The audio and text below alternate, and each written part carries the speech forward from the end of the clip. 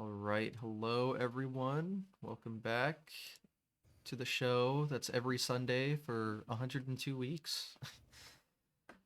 They uh, don't change that, do they? It's the same time every week, Sunday. Pretty much. At least the YouTube video. Sometimes, stream them in advance for GDQ or whatnot. But today we're on time. We're good. So, yeah, welcome everyone. Let us begin with how about our guests here introduce themselves? Hello. Um, my name is KZ_Fru. Um, Depending on who you talk to, some might say KZ. That's incorrect. We got to kill that right away. Who's ever heard of a Z? Who's ever heard of a zebra? This is ridiculous. There's no such thing. KZ Fru. That is the appropriate pronunciation. Um, I would probably be most recognized, forgive me, um, as a Grand Theft Auto speedrunner, particularly the game Vice City, but also some of the other classics as well. Some of the astute in the audience, that's you. Some of you might know the origins of the term KZ in my handle comes from um, Counter Strike platforming jump maps, right? So most people know about surf, and surf is very important. Don't get me wrong. In fact, that's where I started. But it's the jumping and the bunny hopping that really captivated me. So I carry that scene around in kind of my handle everywhere I go. So there's a little bit of backstory for you right away. Um, Other than that, I've been going to events mostly for 8 years now. Sheesh. Yeah, actually, straight up 8 years because my first GDQ at least was January 2017, AGDQ 2017, if you will. It was still in Dulles at that point. Where you at that one? No, my Um, first was summer 2018. Summer 2018. Okay, okay, okay. Because I pulled up your GDQ VODs page and I was Mm. like 2020, but that's not a so. And I was like, when I looked at this, I see SGQ 2020, and I'm like, we're not on site for that one. Nope. That something's going on. And then I see SGQ 2023. I think that one was in person. Yes, that one Mhm. was in person. And so I thought maybe for a moment that your first GDQ would have been post COVID, and that didn't strike me as correct. No. So yeah. Cool. I actually didn't go to any 2018 ones. Which where was that? Was it still in Dulles at that point, or like Uh, Maryland? I wouldn't know. For 2018 because I only Okay. went to summer. Winter 2019 was they went to a hotel for 1 year. It was like Bethesda. Yeah, yeah. I remember that one barely, vaguely. Hmm. Oh man, I think there was the murder hallway. You remember the Yes, murder of hallway? course. We all remember the murder hallway. Murder hallway, I'm glad dude. everyone calls it that consistently too. It's yeah, right. Oh, there's deep lore. For those perhaps unfamiliar, there was some mild renovations going on between like the lobby cafeteria area and the ballroom section where most of the event takes place. Um, and so because of that, they had this really harshly lit, slightly curved, narrow. You could barely pass by each other in this hallway. So that was a good time. It's funny because you pass through the murder hallway, but then like where the event was, it was It was awesome. really It was nice. so Yeah. nice. High The, the ceilings, carpet, yeah, the good ballroom time. was huge, massive, open. Yeah. Probably the only thing I would really say is the lighting in there kind of sucked ass, but maybe that's kind of the point too. Yeah, it was a little dark, but just in the Yeah. main But room. cool. Did you get any bed bugs in Pittsburgh? Pittsburgh. No, No. not You that you I were recall. at you were at AGDQ, right? Yes, You were. Did you stay at the hotel? of course. Hmm. I do know the negatives about it, but I didn't experience That's any good. creatures, luckily. That's good. Yeah, I don't think I've heard any reports of that either. Yeah, that was the first thing we did was check all that. Anyway, events aside, you know, because I think really that is what I think is the most important thing for me, at least these days, is events and community in that sense. Because the other side of it is like I spent, you know, several years doing runs, including GDQ runs. Um, People seem to think those have been decent showcases. I'm thankful to have been able to put some eyes on the game at least. Because I think when it comes to Grand Theft Auto in particular, there's not really a lot of American presence, and that's interesting. Yeah, I'm that not is. sure. Yeah, I think it would be because, and this is entirely speculation, but the early 3D GTA games are perhaps some of the more popular ones on, let's say, copyright titled and places you can find these things. Um, Very common for that. So I think it usually for like San Andreas multiplayer and stuff, right? People download like a lightweight SA client, no music, and just install SAMP and just I don't know role play all day prior to GTA 5 role play. Um, but other than that, there's been a few Americans that have that I can pull from, you know, besides myself. Another very popular one is Hugo One. Of course, people will know Dark Viper for GTA 5. Perhaps the most notable, at least in terms of metrics. And there's a bunch of American-based old school runners as well. There's MHMD, who has also done GDQ runs of Grand Theft Auto. I think in 2018 he did, or was it 2016? It was 2018 or 2016. I think it was 2018. It was 2016. It was AGDQ 2016. MHMD underscore FVC. He's an important part of my own personal speedrunning lore as well.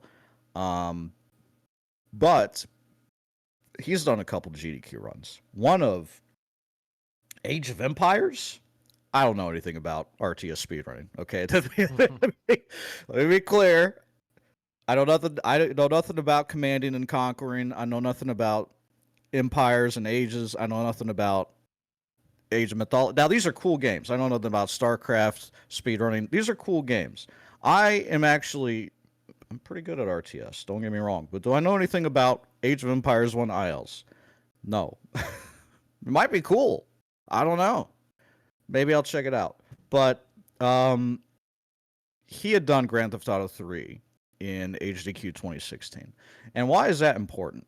Well, that's important because GTA has evolved in um, just really fascinating ways over its speedrunning history, if you will. And I came into it, 2015, 2014, summer 2014. I think so. Which is kind of relatively early in the scene's days, and just like the greater scope of speedrunning generally back in that time. I remember people were still doing like Excel spreadsheet leaderboards and Skype groups. There was no speedrun.com.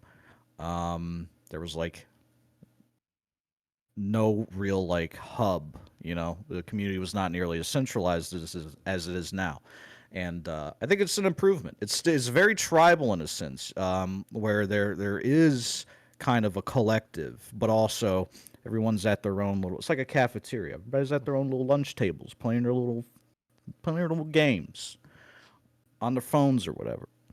Um, Stop me if you have any questions, or I just riff. It's fine, whatever um, you're feeling. I guess since you just mentioned kind of getting started, how Yeah, did you like find out and get started? yeah. So, if we want to take that all the way back, what the hell is speedrunning? What's going on? Why would I want to do that? Why would I want to do that? Why would I want to sit down with a video game and a timer? Why would I want to do that? That's a great question.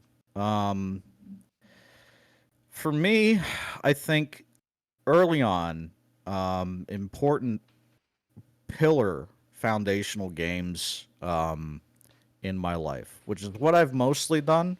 You know, I came into the world in 1994, and most of the time since then I've been playing video games. So for better or worse, that's what's happened.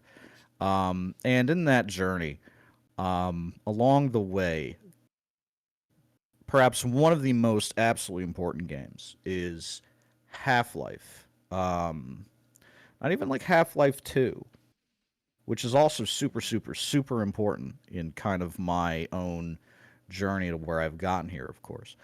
Um, but my first exposure to the video game Half Life was, I think it was on a demo disc. I think I had it on a PlayStation 2 demo disc. Now, some of you might be like, what the hell? Half Life is a PC game released in 1998 by Valve Software. And I say, yes, you're absolutely correct. That is what happened. Was I a PC gamer at the time? Vaguely, like RuneScape and Neopets and Toontown Online, brother. Um, all important games to me as well, in a sense, but kind of aside from the speedrunning journey, perhaps. It was Half Life that I remember playing the demo on that kind of a couple of times. And maybe it wasn't on a demo disc. It could have been like an extra. Like back in the day on PS2, sometimes you get like a like I don't know, FIFA 2005 or something, and you'd hit like the extras menu, and you'd be like, "Play Madden 2006," and you're like, "Hell yeah, I'm taking Michael Vick to the Super Bowl." I don't know. So it could have been some sort of arrangement like that. Um, Either way, what struck me about Half Life was how it never took control away from the player, which is maybe like a silly thing to really notice and to really like care about, especially as like a kid. But there was something really novel about that to me, where I'm just like, you're just in this guy's eyes the whole time. Like you never lose control or anything, and they kind of keep this for the most part in Half Life 2 as well. Um, and Anyway, so this game stuck in my craw as a kid, and I remember when I started to get like access to the internet, um, like higher speed internet. When we started to get to a point where we could like watch videos online and not, and not have to listen to a dial-up router every time we wanted to connect to like load our 200 kilobyte emails, and it will take like 3 minutes. Um, by the time that like it was 2006, 2007, right? That's when video sites really started to crop up. YouTube, of course, really got its start in like '04, and then by the time '05 and '06 are around, it's like starting to catch speed, right? Google is catching eyes on this, and I was stuck on YouTube early on. I was, but I spent a lot of time on Google Video. Now, why the hell would I spend a lot of time on Google Video? Well, they had longer run times on videos. So, whereas now you could go on YouTube and be like, "Hey, I want to watch a lore showcase of Oblivion, 8 hours. Let's go, 1080p." 100 commercial breaks. Um, Back in the day, it was you had that on Google Video. Um, we weren't. It was not 1080p at the time, of course. It was more like 240, or it was. You can make sense of the image. That's really as much as you got. But you could sit there and I watched the whole. I watched the. Listen, okay. I watched a climate change hoax documentary on Google Video in 2007. And I was like, wow, this is true. I was 13, man. I don't know. I don't know. I'll tell you this much. I didn't go down that pipeline. Instead, I just became a big ass gamer, which is like a similar pipeline but less science denial. Um, Okay. anyway, you got long videos on Google Video. But so when I wasn't watching Eminem lip sync rap videos or climate change hoax documentaries, when I wasn't doing that, I was looking up like video game videos like the rest of us do. And I remember finding Spider Waffles segmented scripted Half-Life 1 run. I think this was also on SDA. And I think this sort of encounter is what led me to SDA. Speed Demos Archive, of course. For the uninitiated, this is kind of the earliest hub of speed running online, and kind of an aggregate of what they would consider high quality speed run demonstrations. You know, sometimes you'd have notes along with them. Maybe sometimes you'd have a commentary track. Yeah, you would have a commentary track on some of these. And they're not necessarily like, they didn't have to be the fastest known times, just like a well structured performance without maybe a lot of mistakes or anything. High quality. Um, and STA was like actually a great resource for that back in the day because again, video hosting is not really common, especially long video hosting, which most speedruns are. Like, yeah, beat the game as fast as you can. Most games have a little meat on their bones. Not like Mario 1, brother. No offense. Yeah. Uh, We made it easy for him. Warpless. Yeah. Now, Warpless has got meat on its bones. Um, but yeah, so I would spend some time there, of course, and it's like you're at that phase where I think everybody gets this phase of like, wow, there's all these people that have played these games in this really insane way. That's kind of cool. What does that look like in Symphony of the Night? What does that look like in Rayman? What does that look like in, in Half Life? It looks completely bonkers and insane. And I think that is a big part of what drew me into the spectacle because I think at some point you always have to be captured by the spectacle. To be like, you have to be razzled and dazzled. You know, it's like seeing a Lambo drive by. It's like all you can keep your eyes on. It's like, oh, what the hell's that? What are those? Um, so yeah, with Half Life, you got a lot of bunny hopping, a lot of strafing, explosions. It's a really loud game. I don't know if you've played Half Life GTA's. Not yet, but it's on the list. Oh man, it is. It's a loud game. It's a lot of bullets. There's a lot of screaming. There's a lot of explosions, um, and there's a lot of movement. So it's really an assault on the senses, and I think I think it's fantastic. Um, just recently, since I'm talking about myself, just recently I put out like a playthrough of Half Life where I just kind of spend a lot of time poking around in the game, giving my musings on like the design and the layout and the flow and the movement because I love the movement. Half Life is great movement. Grand Theft Auto does not have as great movement. Most of the time you're in a car, so it's fine, or on a bike. Um, and it's particularly, at least in Vice City, it is the motorbike movement, if you will. The PCJ is what it's called. That's the fastest speed bike you can get in the game. Um, Generally, the fastest way you're going to travel on land. Um, that that shit, brother. Um, there's a lot going on with that too. So it is movement based in kind of a different way. Um, anyway, yeah. So Grand Theft Auto Speedrunner, right? At least that's maybe my principal title, if you will. What I'm principally known for. But nonetheless, roots I would say in in the Source engine, Half-Life 2, um, Counter-Strike jump maps, KZ, all that. You can kind of see how it sort of comes together where I'm young. It's like 2007. I'm on Google Video. I'm saying that actually the Earth has been a lot warmer in the past, and it's not unusual for these sort of temperature fluctuations to occur. But when I'm not doing that, when I'm not doing that, I did like a science paper on why, like, against climate change. I don't believe that, by the way. Just so you know, just to be 100% clear, I was a child. And the instructor I had at the time did take my paper and say, "Seems like science denial." And I'm like, "Well, but the guy had doctor in his name."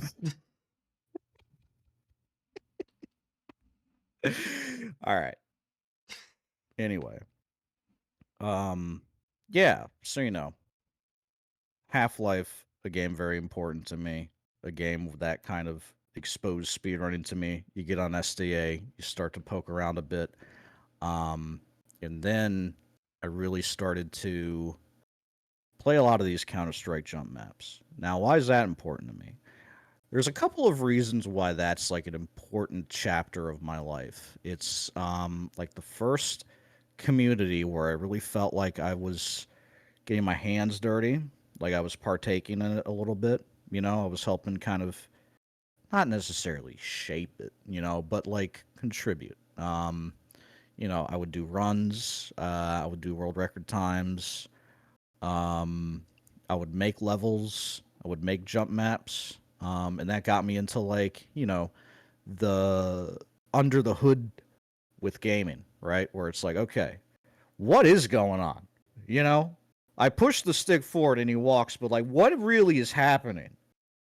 And what is a level even made? You know, like basic building block stuff, scripting, you know, all that, um, and that was all very very cool.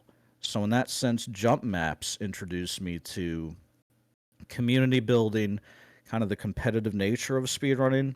Funny thing is, I didn't even really think of it as speedrunning at the time. But it very much was because I was like doing, you know, movement obstacle courses, first person 3D platforming. Um, and, you know, I'd fall, I'd reset. You'd do that for like fucking 2 hours. You'd get a time that's half a second faster. And you're like, hell yeah, I feel like I'm on top of the world. Except it's, you know, it's like KZ Cliffhanger and not like SMB 1 any percent. Um, so anyway, so that got me really into uh the importance of making your own fun with games, and it's never I've never really been able to get that out of my brain, where it's like I feel like there's we're enthusiasts here. I think just like full stop. We're nerds. We're dorks. We're geeks. There's definitely a more casual approach to gaming, right? Where it's like a game comes out, you play it, you get some achievements, you don't really think about it much further than that. Now I'm just making assumptions really. I can't get in the mind of a casual gamer. I can't do it. That's alien to me. That's not how I live my life. So I don't know. But I'm trying to make an analog here between like maybe a person who goes to the movies every couple of weeks, and is like, wow, Nicolas Cage has done it again. He's an incredible Dracula, actually. um, yeah, I hope that point makes sense because uh, that's maybe a space that, being an enthusiast, that's a space that not many people occupy, right? It's like, what are most 13-year-olds doing? Uh, I don't know actually. Not anymore. Like I guess most 13-year-olds wouldn't be playing like Counter Strike jump maps and making like jump levels themselves, but there's definitely a bunch of kids out there that got in their hands dirty with gaming like that, and I think it's really one of the greatest strengths with games is exposure to those creative disciplines, those collaborative disciplines, and those competitive disciplines. And I got kind of all of that from my mouse, keyboard, and computer rather than like high school drama club. Uh, Same sort of thing, right? Just arrive at a different ways. And I think what keeps me in speedrunning is is that importance of making your own fun. I used the analogy recently of a sand castle. Um, GTA. Hmm. Have you been to the beach? Yeah. Hell yeah. Sand. You know, have you Mm-hmm. made a sand castle? If I did, I don't remember. Yeah, I really haven't either. I've made like sand mountains. You know, Mm-hmm. you just kind of like pack it together, or you like cover your legs up, and you're like, oh, I'm sinking. I'm in the sand right now. Um, Sure. but the sandcastle analogy, you know, stay with me here on this one. A sandcastle is different every time you make one. You cannot make the same sandcastle twice. If you try, it will be different anyway. Don't even try. You got to set out and make something completely original. Um, and you can even do this with your friends. You can do this with like I don't know. Probably if you looked up the world's biggest sandcastle, it'd be like, yeah, 2,000 people on this nude beach in Portugal made like the frozen castle, but out of sand actually. And you're like, cool, hell yeah. It gets put in Ripley's Believe It or Not. It goes out to the scholastic fairs. Kids look at it in the book, and they're like, wow, that's cool. Um, that's my exposure to that sort of thing anyway. But point being, that's like a project that can be individual, that can be collaborative to scale, um, and it's temperamental. You know, it does not last. Sandcastles go away. The tide comes in, it's just washed away. It's like it didn't happen, but it did happen. It did happen. You know, maybe take photos. Maybe you have the memories. You know, maybe you're sitting around the round table one day and you're like, yo, remember when we made the frozen castle on that beach in Portugal? That was really cool. And everyone's like, hell yeah, man. I loved the gate that you did. It was amazing. Me, I worked on the moat. I had the biggest gators anybody's ever seen in that shit. Um, so that is what I think is the most important part of speedrunning to me these days, right? Because I mentioned events being really important too, rather than necessarily the rote playing of the games that I've done plenty of course, and that we all gather around and celebrate, of course. But for me personally, you know, um, we might be jumping around a bit, but I'm at a point where it's like I've done enough of the runs. I want to be able to say that I saw like the scene carry on. It's like think about it. GDQ is 15 years old. That's that is does is MLG still around? I don't think so. No. Activision Blizzard bought MLG for 46 million. Okay, point being, I was just thinking about this earlier today, and I'm trying not to slander. So I hope I don't get you sued, but um, Games Done Quick, I think has been around longer as an institution than Major League Gaming lasted.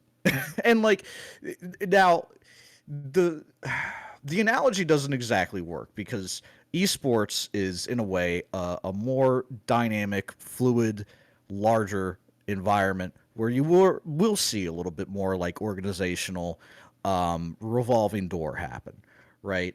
Um, it would make sense that in a niche such as speedrunning, that something like Games Done Quick would stick around for as long as it has. And for some people, they feel like it's calcified, right? It's like, GDQ's not bringing anything new to the table. But I think also, you know, um,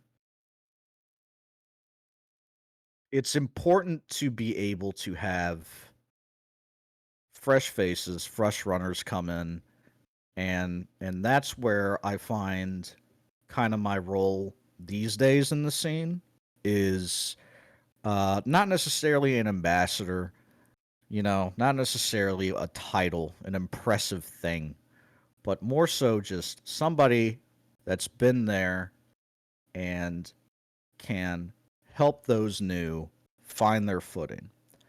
Um, I think that's really important because, again, in a niche, in a community like this that is small but has a lot of reach, it's an awful lot of reach, but can still be kind of an intimidating landscape for people where it's like, I don't even know what the hell, like, how do you make Mario jump on that pixel, man? That is crazy. What's going on? And we spend a lot of time, uh, you, myself, and others, kind of figures in the scene that have that veteran um, gene.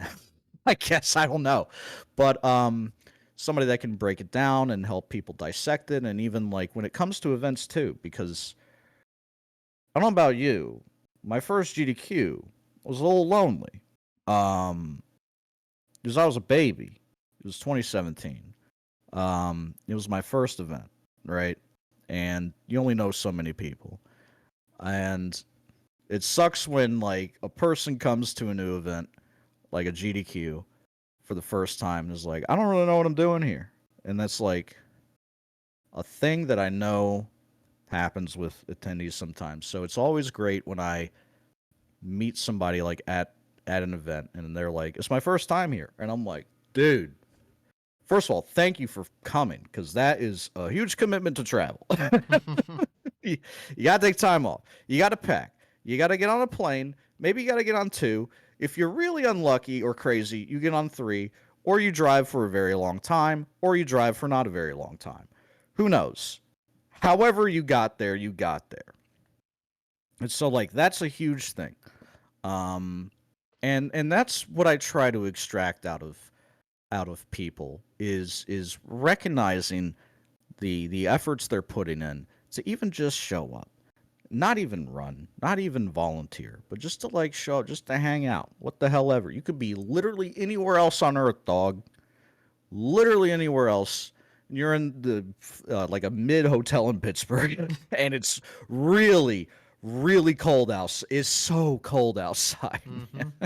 I remember um, AGDQ 2024, that first event in Pittsburgh. Um, I don't know about you. I do live west. Um, so the week of GDQ happens. It's so cold. There's a lot of ice. There's some snow. I remember somebody. I had a view um in this like snowbank, and somebody was down there shuffling letters with their feet in the snow, and it said "free crack." Oh, Uh, okay. all right. Hey, this time around it should have said free Luigi. Anyway, Mm. um, yeah, we were like, this is abnormally cold, guys. We promise next year it'll be cold, but it won't be this cold. Uh, and then this event just happens, and I think it was actually colder this time, Hmm. and there was more snow. So, I had a cold for half the week. It was great. oh man, yeah, there for me, like usually with events or at least GDQs, like I'm very glad that they are just a full ass week long because I do like to kind of sink into it for a while. You kind of feel like it's like the same feeling you get at an airport where it's just like the world is what's around you and that's it. Um, and that's like a fun feeling. It's like it's a distraction for sure. That's what vacation is anyway. It's a goddamn distraction. Um, but I usually hit a wall at some point. I usually am like, I've had too much to drink and too little sleep, and I've been staring at too many screens. And I've been eating too much insane food. It's like at some point my body is like, "What are you doing?" For me, that was Friday. Um, I woke up on Friday, and then I fell back asleep, and I woke up 12 hours later. It was like how did I sleep from like midnight to 5 p.m.? What's going on? Jeez. What's going on? Uh, but um, but it is of course worth it, and the sense of community there is great, and of course it's all altruistic, and that I think is another really important detail is uh, not only do we have this hobby that invites many different approaches, competitive, collaborative, glitch hunting, scripting, whatever you want to do, whatever you want to do. There's a million things you can do. You can even be like an editor for a highlights channel or something. It's an ecosystem in that sense, and in that ecosystem of speedrunning, a core component of it has been um, has been charity.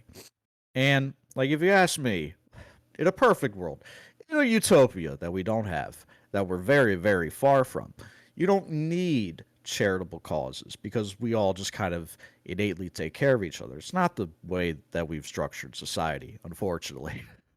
Maybe one day in 3000 or something. Um,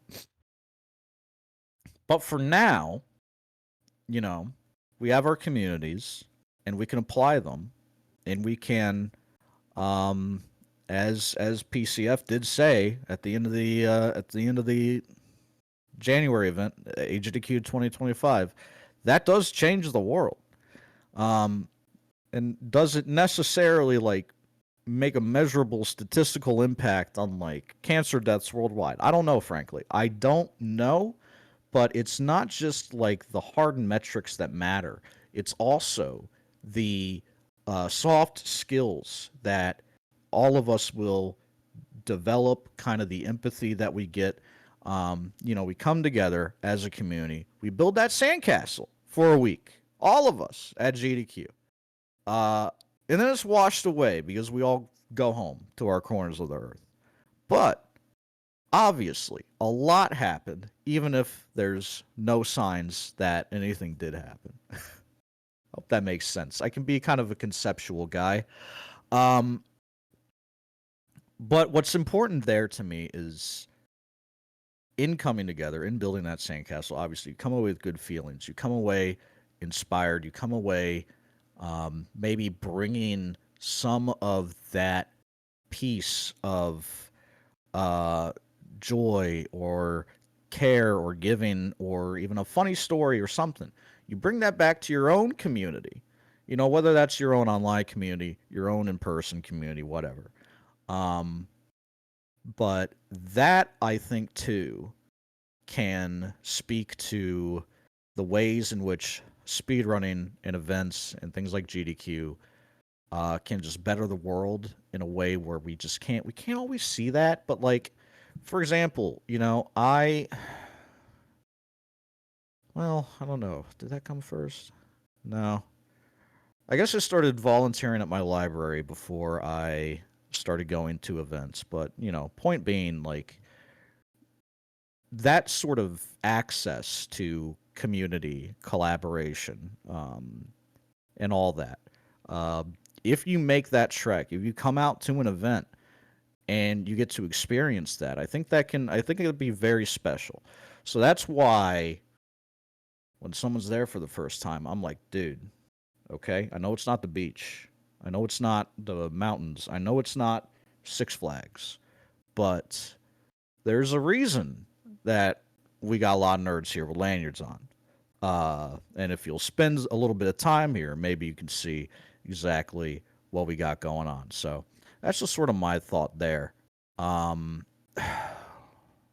what do you think, man? I threw a lot at you. Where are you at right now? I don't really know anymore. Yeah, you're good. Um, I kind of jump around a lot, but Yeah, I mean, uh, I certainly agree with the sentiment. Like, yeah, Yeah, I think most people this, do. That's why we're there, right? So yeah, yeah, 100%. Like, it is just so much more than games, even if that's what brings us together. Um, because games is just sort of the medium, and in a sense, speedrunning is the medium too. But speedrunning is the hobby, I think, and the distinction there is that uh, hobby brings community, community brings project, and all that stuff that comes with it. But that's probably what's kept me around. Not just GDQ, but probably my own speedrunning community as well, Grand Theft Auto. Um, because those games, as I've mentioned, they have gone through quite a transformation in the history of the community. So, you know, 2012 didn't really have anything going on. There was like segmented runs by Cannibal K9, mostly glitchless. That could be pretty long, maybe like an hour, 50, 2 hours or something for like a Vice City, any percent. And that was, I think, where Adam AK jumped in. I think he saw the Cannibal K9 runs, and Homeboy was like, "Dude, now this is sick. Let's do some Grand Theft Auto speedrunning." Adam AK is a name you should know. And if you don't, and if the audience does not, he is maybe the first widely recognized like GTA speedrunner, just kind of in general. Um, Cannibal K9 is more like specialist knowledge. Adam AK kind of um, brought eyes on GTA speedrunning for like the first time in maybe some sort of big way. Um, and when you get in on the ground floor like that, your influence is it can be very immediate and sudden and explosive, and that was sort of what happened with Adam for those first couple of years of the community, 2013, 2014. He was like the guy. And then there was another guy. There was another the guy. And that was Joshimus, Mr. Joshimus. He's a lovely lad. He's a very good boy. I love Joshimus. He was the San Andreas guy, and he was very notable as well in this early period, 2013, 2014, because he was like the first to do San Andreas like single segment or like RTA, which was quite a task at the time. It was about 7, maybe 8 hours. Um, and he ended up setting a live record of Vice, not Vice City, Jesus, a live world record of San Andreas at one of the early ESA events, like 2013 or something. it's been And around that that long. made Wow. yes, a long time ago. And that was in Swedish newspapers, I believe. Really? So, Okay. yeah, picture of I mean, I picture guess of they don't have a lot Josh. going on out there, but sure. I have no idea. I mean, it's just hey, like I forget what it said, but it's so funny. It's like a literal photo of Josh just playing SA. He's just sitting there. He's looking cool. He's got his game face on, and it's like speedrunner raises money and breaks records or something. And it's like, wow, I wish I could be at the damn paper. Um, Lucky guy. So, and Josh is still a guy who is very much active to this day. Of course, myself, him, were on the couch for English Ben's Grand Theft Auto Titan Vice run, which I encourage listeners to check that out, please, because it's Grand Theft. Come on, what do you think I'm gonna say? You get the Grand Theft Auto guy on the show. He's gonna talk about Grand Theft Auto runs. Go watch that one. Damn it. Um, Nonetheless, so you had these kind of two central figures for a while, and then it's the summer of 2014, or it's like maybe like April, May 2014, something like that. When switches flipped in the community, and it's now like you could slice it in half. You could slice it into pre duping and replay glitches and then post, right? Because it's like, how do you describe it? It's like if you're trying to assemble furniture and you've just got the world's shittiest flathead of all time, and that's the only thing you got. And it's like you're trying to get the screws in on the damn chair and everything, and you're having to do this for like 8 hours, and it starts to hurt after a while. Then replay is like you get a power tool. It's like now we're talking. This shit's got a light on it. It's battery powered. Makes a sick ass noise. Um, that's kind of the utility that came with replay glitches in Grand Theft Auto. Now, stay with me on this because it gets a little technical, but the idea is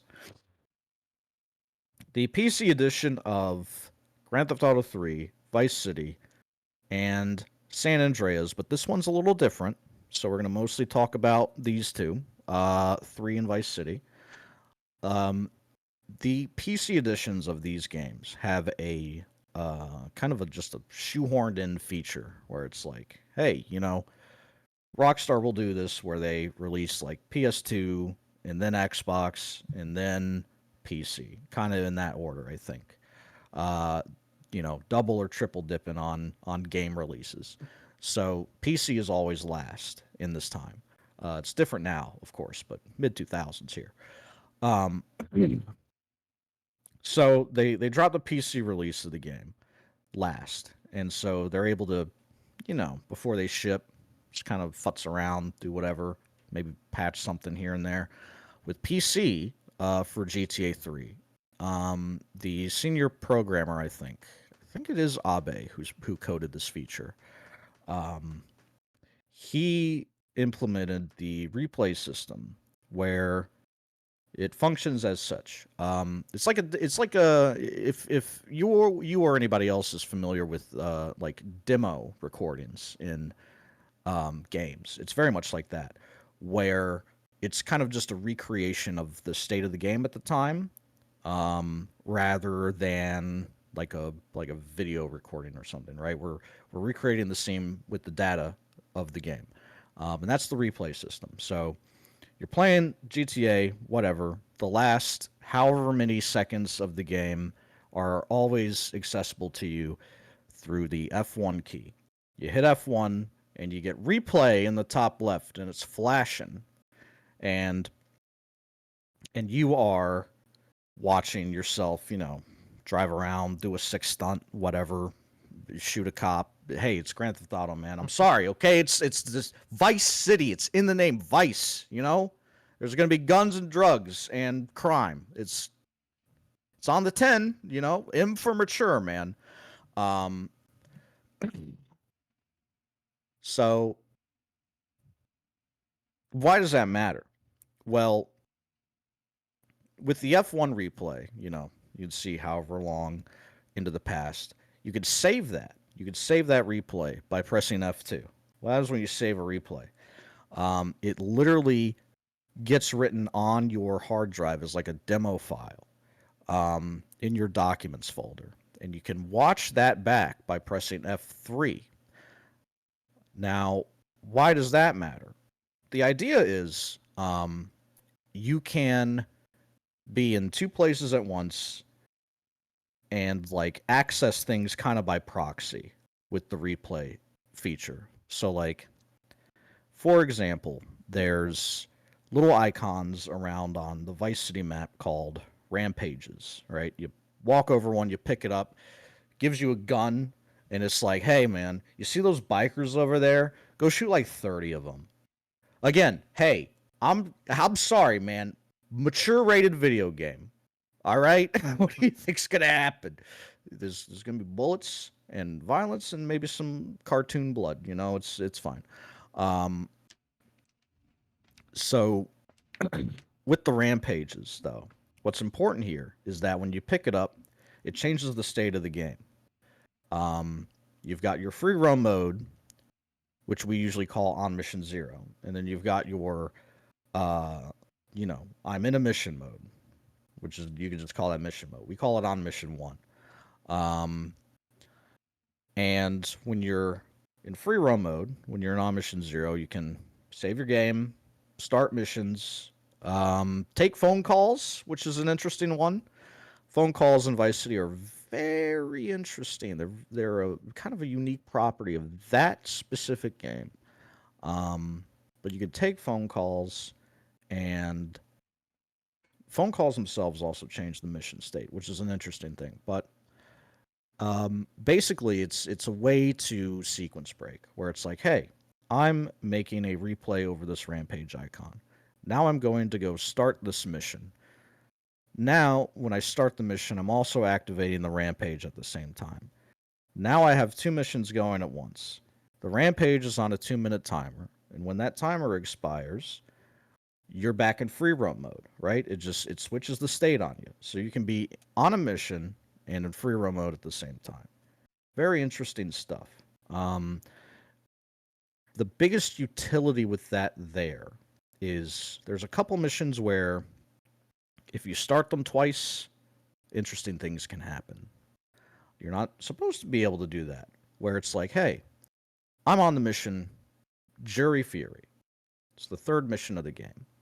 3rd mission of Vice City. If I start that mission twice, an interesting thing will happen.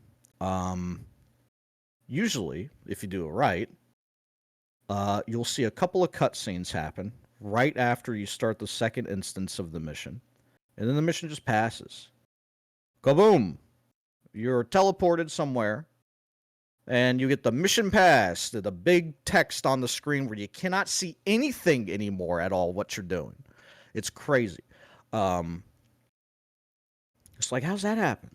How's that work? Well, here's the thing, is in this particular mission, in this particular case, the objective of the mission is accessible right after you start it, which is it spawns 2 cars, and the mission objective is go and, like, damage those a bunch, okay? The idea is there's a couple of jurors you got to intimidate as a mafioso. Again, man, it's an ugly world. It's Vice City, all right? Literally, the game gives you a hammer and is like, here's this guy's car, here's this guy's car, you know what to do. Right? But when you start it twice, you get 2 sets of the cars spawn, right? And they both spawn in the same locations. And so they're like spawning on top or sometimes inside of each other. And then they're going to damage each other because of that. And so then, mission passed, right? So that's really cool.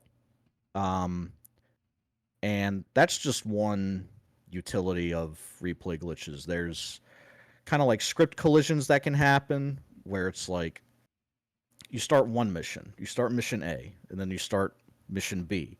But mission B starts at mission A's like mission A's like opcode offset or something. And so then sometimes you have an overlap where it's like, because of that, mission B just jumps through the script to the mission passcode or something like that. So it can be anything from like really technical in that way to like it just interacts with the in-game objects and it works out in our benefit. You can buy property for free, which is very important in Vice City. And you can basically skip to the 3rd act of the game from the 2nd, because the way to unlock the last missions of the game is just to have like 7 what's called assets completed. So for our purposes, that would be the mansion, which is like the storyline asset, the ice cream factory, which when you give out 50 drugs to citizens in the city, you complete that asset, and then that's 2. And then you are supposed to get 5 more from there. In our case, for our purposes, you would buy the Printworks, which is another required asset. You have to own this one to beat the game. You would purchase that asset, and then you would just dupe the mission 5 times. You would complete it, and it would be completed 5 times. And it's like, cool, there you go. 7 assets. Here's the end of the game. They roll out the red carpet. You get like the penultimate and final mission. Um, and yeah, that's an interesting way to basically like bypass a significant non-linear section of the game, vaguely non-linear. Um, and that's what makes Vice City in particular very interesting. And 3 is interesting in many ways as well, but um, that one's generally, I would say, harder. Generally a harder game. Where are you at, Ace? What do you think? What do you think about all this? I mean, obviously, it's in my name, so kind of like the series, but I've never really dove into the speedrunning side of things, so I'm just kind of fascinated, honestly. Sure.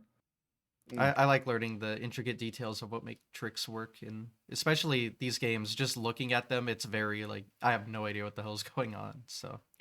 Yeah, it's, sometimes it's like screens flashing here and there, you see pressing a replay, next thing there's a warp and oh, mission passed. What the hell's going on? It's about as like visually approachable sometimes as like Ocarina of Time, where it's like, what the hell is ZFG doing right now?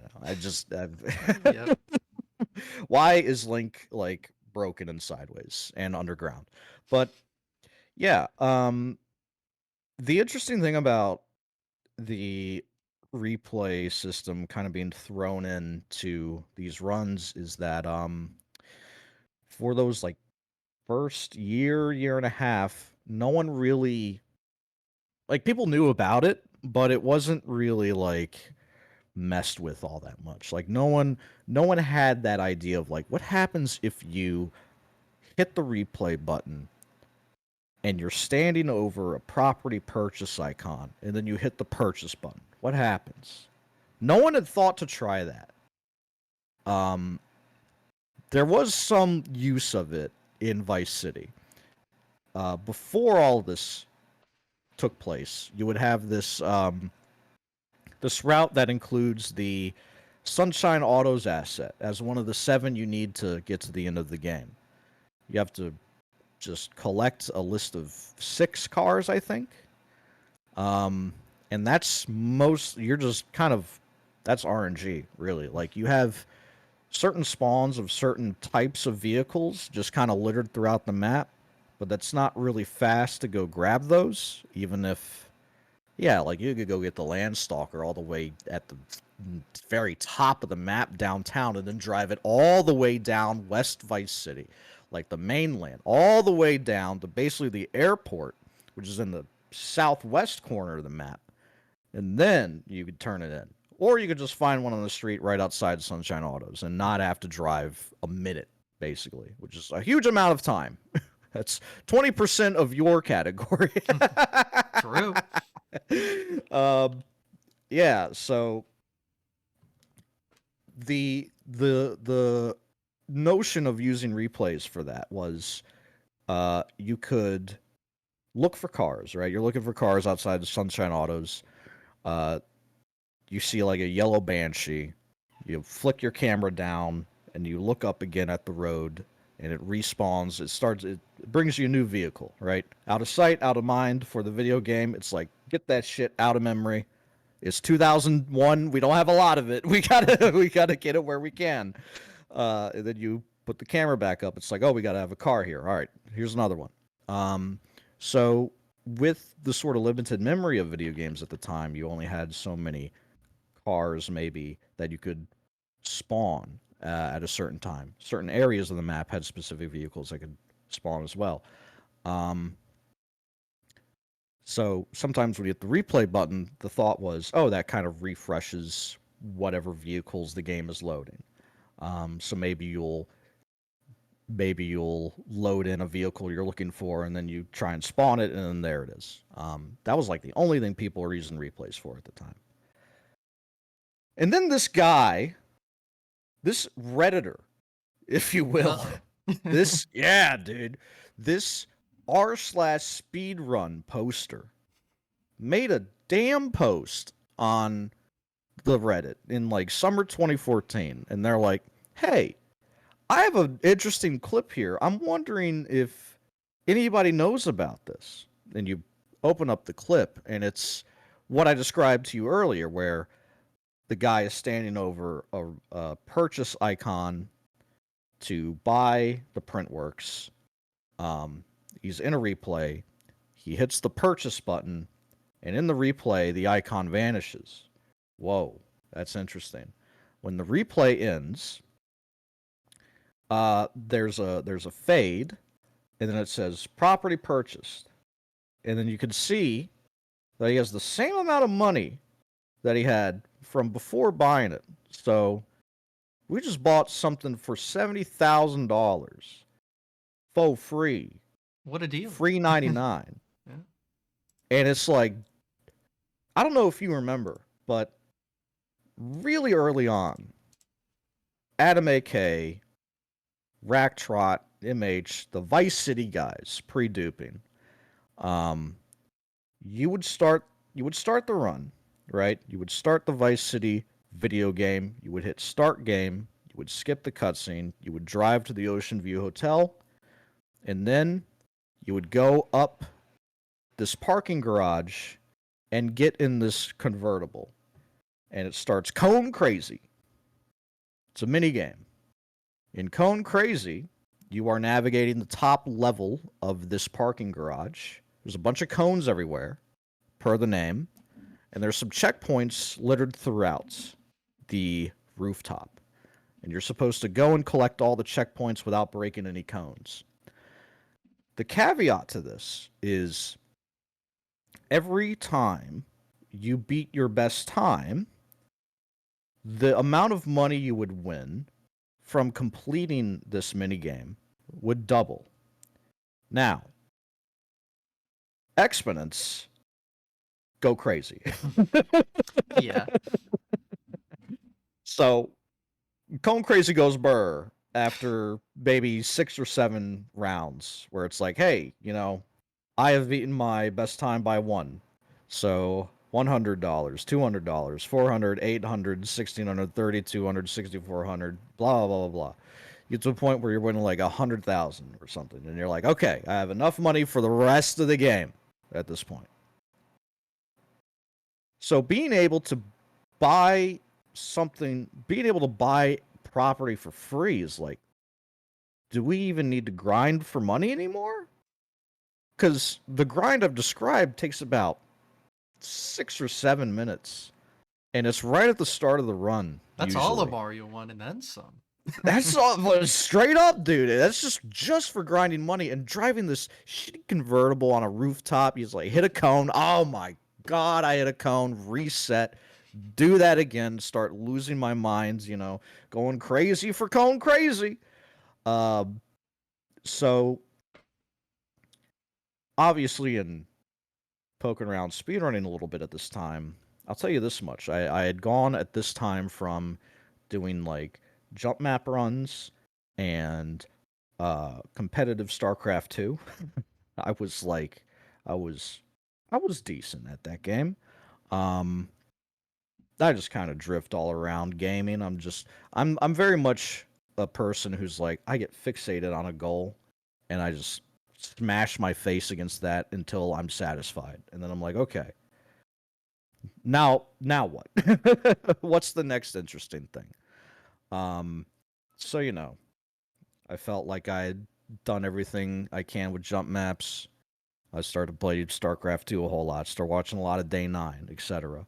Um, I got pretty decent. I was not pro, but I was not bad. Really fun game. I love StarCraft. And then, of course, I kind of turned my head back to speedrunning after that. It's like 2012, and I'm like, I don't really want to fucking buy Heart of the Swarm. I just StarCraft expansion. It's like I don't know. I started watching speedrun videos at this time. It was actually, you know what? Siglimit. Siglimix 2012. It was like August or something. Where he was live every single day for like 12 hours, just doing 120 star. all day, every day of like August or July or something on Twitch.tv in 2012. He didn't even. I don't even know if we had W split at the time. I don't think we did. He had like He some was. spreadsheet thing, right? Yeah. It was that where I was like, what the hell is going on? This is crazy. I'd never seen a stream like this before. And yeah, that kind of stuck with me for a while. And after a certain time, I was like, dude, what can I speedrun? Like as a full game. Because I guess at this point, I'd been a speedrunner for many years. I never thought of it like, no, we didn't say it was speedrunning. Mhm. We just said it was like, we said it was geeking or something. It's a lot of, again, a lot of Europeans in the Creeds community, KZ, the Counter Strike jump map community. A lot of Europeans, which is another fun thing about fucking gaming and online communities, man, where it's like, I've met so many people from everywhere. Uh, and I think that is a huge boon to being like a sane person, like somebody that can connect with others in some sort of meaningful fucking way. Like you learn something about the world when you're talking to people from like Lithuania all the time. It's fun, it's interesting, and it's unique. It's like unless my dad had like a pen pal, he's not having that experience in his youth. So a silver lining to a technology that can also break a lot of brains as it has. Um, but yeah, at this time I'm like my Twitch account's date, like birth date, if you will, creation date is like November 2013, and at this time I have been like doing PlayStation 3 runs of Dead Space, but not even like there was no Dead Space speedrunning community or anything. There was like a guy who had uh like a single video playthrough on like expert of Dead Space, and it took him like 2 hours 40 minutes or something. I was doing like Dead Space easy runs at like 3 hours or something. I was not good. I was doing offline runs because it was 2013 and I had a PlayStation 3. All right, I didn't have a Elgato HD60. None of us did at the time, I think. Um, but then I was like, well, what can I stream? And I started doing Crash Team Racing speedruns on EPSXE. And I remember my first viewer, and I've told this story before, but it's a very good one, I think. My first viewer was Hypnoshark. Now you'll know Hypnoshark, um, as back in the day he was like 15. Now he's proper grown Englishman, um, but yeah, at the time, I mean, the scene was very early. We were still very early. It's so cool to see Hypnoshark just like still around doing his fucking thing, still like doing well for himself too, and in a way that like the Crash Team Racing community now is like they're working on a decomp, I think, and they're getting like custom tracks right now. It's like Wow. crazy. Like yeah. Like that development is a huge thing. Like randomizers, another thing that's like speedrun adjacent that is probably wouldn't exist without this community. Um, and that's blossomed into so many games and so many disciplines and so many formats. It's so cool to see the way in which we just finagle these things. We wrangle them. Like Ship of Harkinian is insane. I cannot believe that exists. I just sorry, like straight up, it's unthinkable to me, unfathomable to me. MHMD, who I mentioned earlier as the Grand Theft Auto 3 Agent Q 2016 runner, MHMD made a practice mod for Vice City within the last like 2 years. I would have loved that at any point in my almost decade of running this, okay? But instead I was in the poverty zone where you had to make saves, and then load them. But now we have like mission loaders and practice mods that actually just warp you into the moment in the route that you want to practice. It's like that's brother. No wonder everyone is so good now. I'm somehow still like I don't know 15th on the leaderboard of Vice City any percent no SSU. It's a very big category as far as player count. Um, I remember watching the chase to sub 1, sub 1 hour. Um, because after we cut out Kung Crazy, after we figured out you can just dupe the same mission to get to the end of the game, that barrier started to seem realistic where it's like, hey, beforehand, we had like Rack Trot doing 124 or something, maybe 127, somewhere around that, like little under 90 minutes. And then the game got completely destroyed by a Redditor. Thanks. Classic. Bastant 2 was his name. Yeah, because that was just like the one thing where it's like, okay, well, if you can do that, what else can you do with this? And that just once you open that, once you uncork that bottle, you can't put the toothpaste back in that tube. So, uh, yeah, there was a lot of change, a lot of discovery. I remember watching uh, Phil Mashrash. We just call him Phil. He was the first one to cut the 1 hour barrier. I remember those streams. He was a slog, man. It was crazy to see how good he was at the time. At the time, everyone was bad. And now, like, people are pretty good at the game. But 2014, we were still kind of bad. Um, but still, he was like the guy. If it was like sub 1, anybody, is him. Because the game was changing rapidly, and he was the only one that had, like, decent times with everything that was unfolding. He would play like 7, 8 hours a day. He just putting in the work, and he pulled it off. He pulled it off. The first sub 1 time was like 59 minutes or something. Obviously, and I think with that route we got down to like 57 or something. I think I was fifth to cut the hour barrier. I don't know anymore. That was a long time ago, and I looked it up the other day. Because I was talking about it with English Ben, who's another person I love, and yeah, you gotta go to like page 3. There are 265 people with a sub 1 time. That's ridiculous. So, to me, somebody that's been around for the first one to see 265 now is pretty ridiculous. But that's the fun of it, man.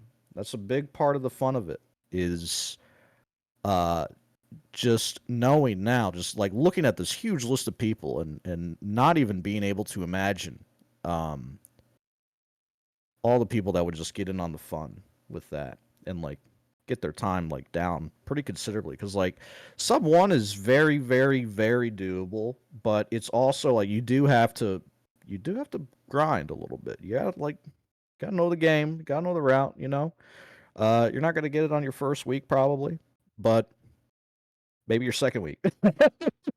Just a little bit of commitment. So that was a big part of the history of Vice City was that. Um, Another big part of this was 2015 was a huge year for Vice City for myself and just in general because it was MHMD again. My fellow American brethren, he purchased a boxed copy of the Japanese PC edition of Vice City, published by Capcom in like 2003. Um, yeah, there's no dub, which is really sad to me. It'd be awesome to have Japanese voice acting for Vice City, but There's no dub. It's just English with, kanji and katakana. And why would this make some sort of impact?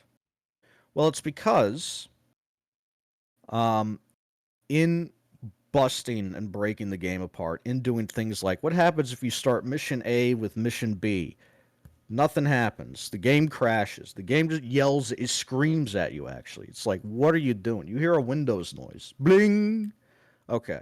Game's crashed. And then you do this for like all sorts of mission combinations. And then like maybe there's a couple where it's like it actually like works in some way, right? You're like, oh my god, like, oh, a mission is passed with this combination, this setup. Okay. There's a lot of this discovery. And in learning about how what we now and have for many years called instapassing, which is this phenomenon of, hey, if you hold down, if you start the taxi driver side mission and you get into a boat at the boatyard for checkpoint Charlie, then like checkpoint Charlie is just immediately complete, like shit like that. But if you start taxi with like a film studio mission, that's always going to crash. It's just like one of these rare instances where things work out advantageously, just kind of under the hood, and just by happenstance as well. It's just like no one is trying to create these beneficial script collisions. It's just happening. Um, so it became evident that there were version differences um, with the release of these games. Of course, like obviously, yeah, but some of the differences worked out favorably for this for instapassing. So something that we figured out was um on a version of the game known as the Haitian friendly version. Let me explain. Hold on, stay with me. The Haitian friendly version. So, there are two factions of gangs in Vice City that are typically labeled by the racial makeup of the gang itself. Um, that would be the Haitians, and then there's the Cubans, and these are rival gangs. I usually would try to refer to them as like the name of their leader, like Umberto's gang, played by Danny Trejo, is in this game. Um, and then there's Auntie Poulet's gang, Umberto for the Cubans, and then Auntie Poulet for the Haitians. Now, um, the reason it's called the Haitian friendly version is because after the game's initial release on like PS2 and stuff, um, there were some stirrings about the racial terms used in the game. Now, there's not really any like slurs or anything, but there is like there's like lines where it's like these damn blank, like one famous example is Colonel Cortez, where he says, and this is fine by the way, where he says he's like talking about um he needs your help, At the end of the call, he's like, I hate the damn French. Okay. All right, dude. Qu'est-ce que c'est? What? But the Haitian friendly edition of the game removes that line. Now, obviously, we're talking about French people right now, not Haitians, but the other racial terms were also eliminated. And I would imagine most of the controversy was surrounding perhaps the Haitian stuff. So, nonetheless, like Rockstar or the publisher, whoever, was like, "All right, we hear you. We'll strip that shit out on like future releases of the game." So that is how we identify the later edition that was released, and that is extremely common. Like if like back in the day, maybe 5-10 years ago, you walk into a Walmart, there's a big ass bin of just loose PlayStation 2 games, and about like 50% of them are the GTA trilogy. for like $5-10. Like these are extremely common printed games, like not rare in any sense at all. Um, so this version very much superseded the original and is like the most common you'll find anywhere. Um, Now that's the PlayStation 2 though, which is the slower version of the game still. Um, but you can boot up. You can just go find a Vice City NTSC. You could boot it up. Um, you can go to the ice cream factory and buy that, and then you can start the second Printworks mission. Drive to the ice cream factory, get in the ice cream van, and instantly complete an asset by doing that. That was found to be the absolute fastest way to collect those assets that you need to get to the last missions of the game. That crashes on PC. Well, wait a minute. Wait a minute. We do have a PC release that came out after the Haitian friendly version. Is the Japanese release. So MH gets on Amazon.co.jp, I guess, and it gets this, imported, installs it, tests it out. Yeah, shit works. Awesome. So that is how we got to the Japanese edition of the game. It was like, okay, we got our duping, we got our fancy tricks. It's a lot of fun. We know it can be faster, but it's just not possible with this configuration of the game. You could maybe do it by like swapping files and version mixing, but then that's lame. Get out of here. So, Japanese edition works just fine for that. So now everybody's got the Japanese edition. And that was when I started to trade world record with MH a lot. That was a fun summer. That was basically the length of 2015, more or less, maybe early 2016. The longest I had the any percent record. Now it's labeled no SSU. And I'll touch on that here shortly. But yeah, 2015. I think the longest I had the record was maybe like a month. Frankly, MH better player than me. Frankly, I mean, maybe not these days. We're older now. We're older gentlemen. But like at the time, I feel like he had the better mechanics for sure. Maybe I was better under pressure, but he was just faster. Nonetheless, I held my own there. We traded some blows. We got some drama going. Oh, KZ and MH fucking hate each other. They want to fight with knives in the street. Like of course not. Obviously, like rivalries can get a little heated where it's like, God, I just like sometimes you trade record on the same day. Like I go live. Hey man, I got 55-52. What do you got? He goes live later.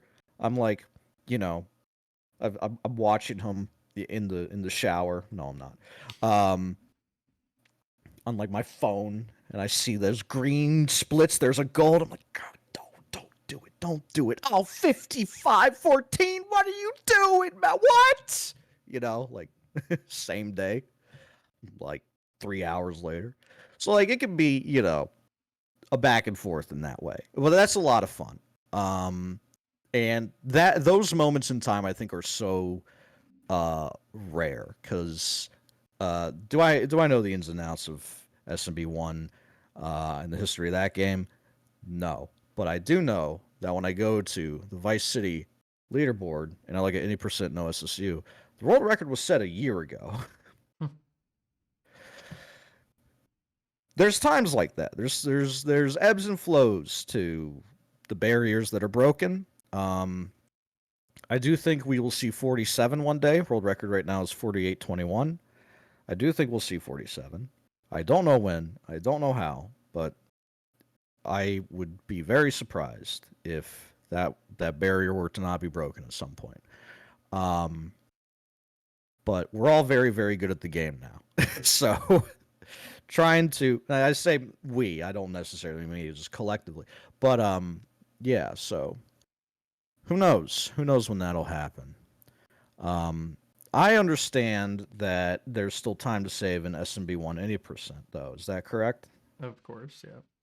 I'm sorry to hear Yeah. that. Yeah. I don't need to worry about that myself, so it's fine. There you go. That's good. Um, yeah, so really the last like real major development in Vice City, besides the march of cutting the time, the march of those micro optimizations, the efforts people put into like finding new, better strategies, tweaks to the route that are maybe just that much faster, things like that. Besides the little bit by bit improvements that you'll have in any category stacked with incredible gamers. You've also got uh, the any percent category, true any percent. So, what happened there? What's going on with that? A long time ago now.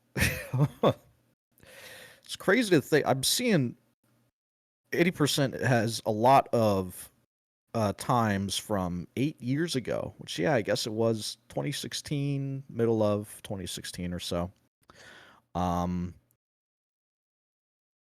the like the coders in our midst start to cook up something, start to theorize that there's a way to beat the game completely differently.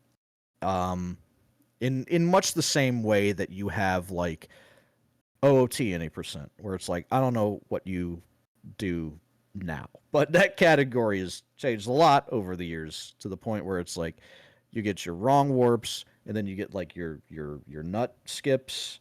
I don't know what the hell's going on. SRM, you know, it's I love OOT. It's a great game. I played a bunch of OOT randomizer. It's a lot of fun. Um, speed running that game seems like uh, it's like me having no training, wanting to just run a 5K. It's like let's go. I need to train for like a year before I start like I don't know MST attempts maybe. Um, point being, uh, true any percent is like a category that people don't really grind. It's more of a novelty thing, which is why the more competitive category is the fake any percent one, if you will. Um, so in fake any percent, as we call any percent no SSU, that means SSU is script stack underflow. Now, I'm not a computer engineer. I'm not a software developer. I I'm a dumb gamer. Um, so I'm gonna try and get most of the way there. But if you're a subject matter expert, uh, I might frustrate you. So bear with me. I'm a layman, okay? Script stack underflow. So the idea with this is, we'll just go through the route that I'm familiar with, which is an old one at this point, but it's the one that I ran. Um, but the idea is the same. So you like start the game, you have to pass a lot of time right away. That's just the one thing you got to do. It's not even like you got to do cone crazy or something. It's you literally have to pass in game time. Um, so for me, I'll just screw around, and there's a few YouTube videos of this route on my YouTube channel where I provide no commentary and no context. And these videos did get like some amount of views because people are like Vice City in how many minutes? 12? What the hell? And then you watch it and you see me driving up a tree with a moped and it's like, what is he? How did what does that do? I'm literally just screwing around because you just have to pass time. There's no nothing you can do. And then after 3 minutes or so, you save a replay over a rampage, and then you load a save that you made at the start of the run. Or not even. You start a new game, actually. You just start a new game. You make a replay, you start a new game. You don't reset your run, you just start over. Then when you get control again, you now have a replay that's in the future, as far as the game is concerned, right? Because you've started the game, you hit F3 to load your rampage replay. You pick up a rampage, you know? You picked up the icon in the replay, you start the rampage in the real game. Here's the thing, though. When your replay is over 2 minutes in the future, and you play the replay again, it fails the rampage. Because the rampage is tethered to a 2-minute timer. And when you're briefly in the replay in the future, the game sees that actually a lot more time has passed than it was suddenly aware of. We need to fail that right away. Boom. Fail that rampage. It should have been over a minute ago. What the hell? That's crazy. So effectively, that on mission 1-0 switch I talked about, you could just fucking spam that shit now. However you want to do it. And why is that important? Script stack underflow. So we got to start a lot of missions. we gotta really get weird with it. Specifically, you have to start the first mission of the game, the party. You have to start that 10 times in a row. So how does that work? What do? You got this replay in the future.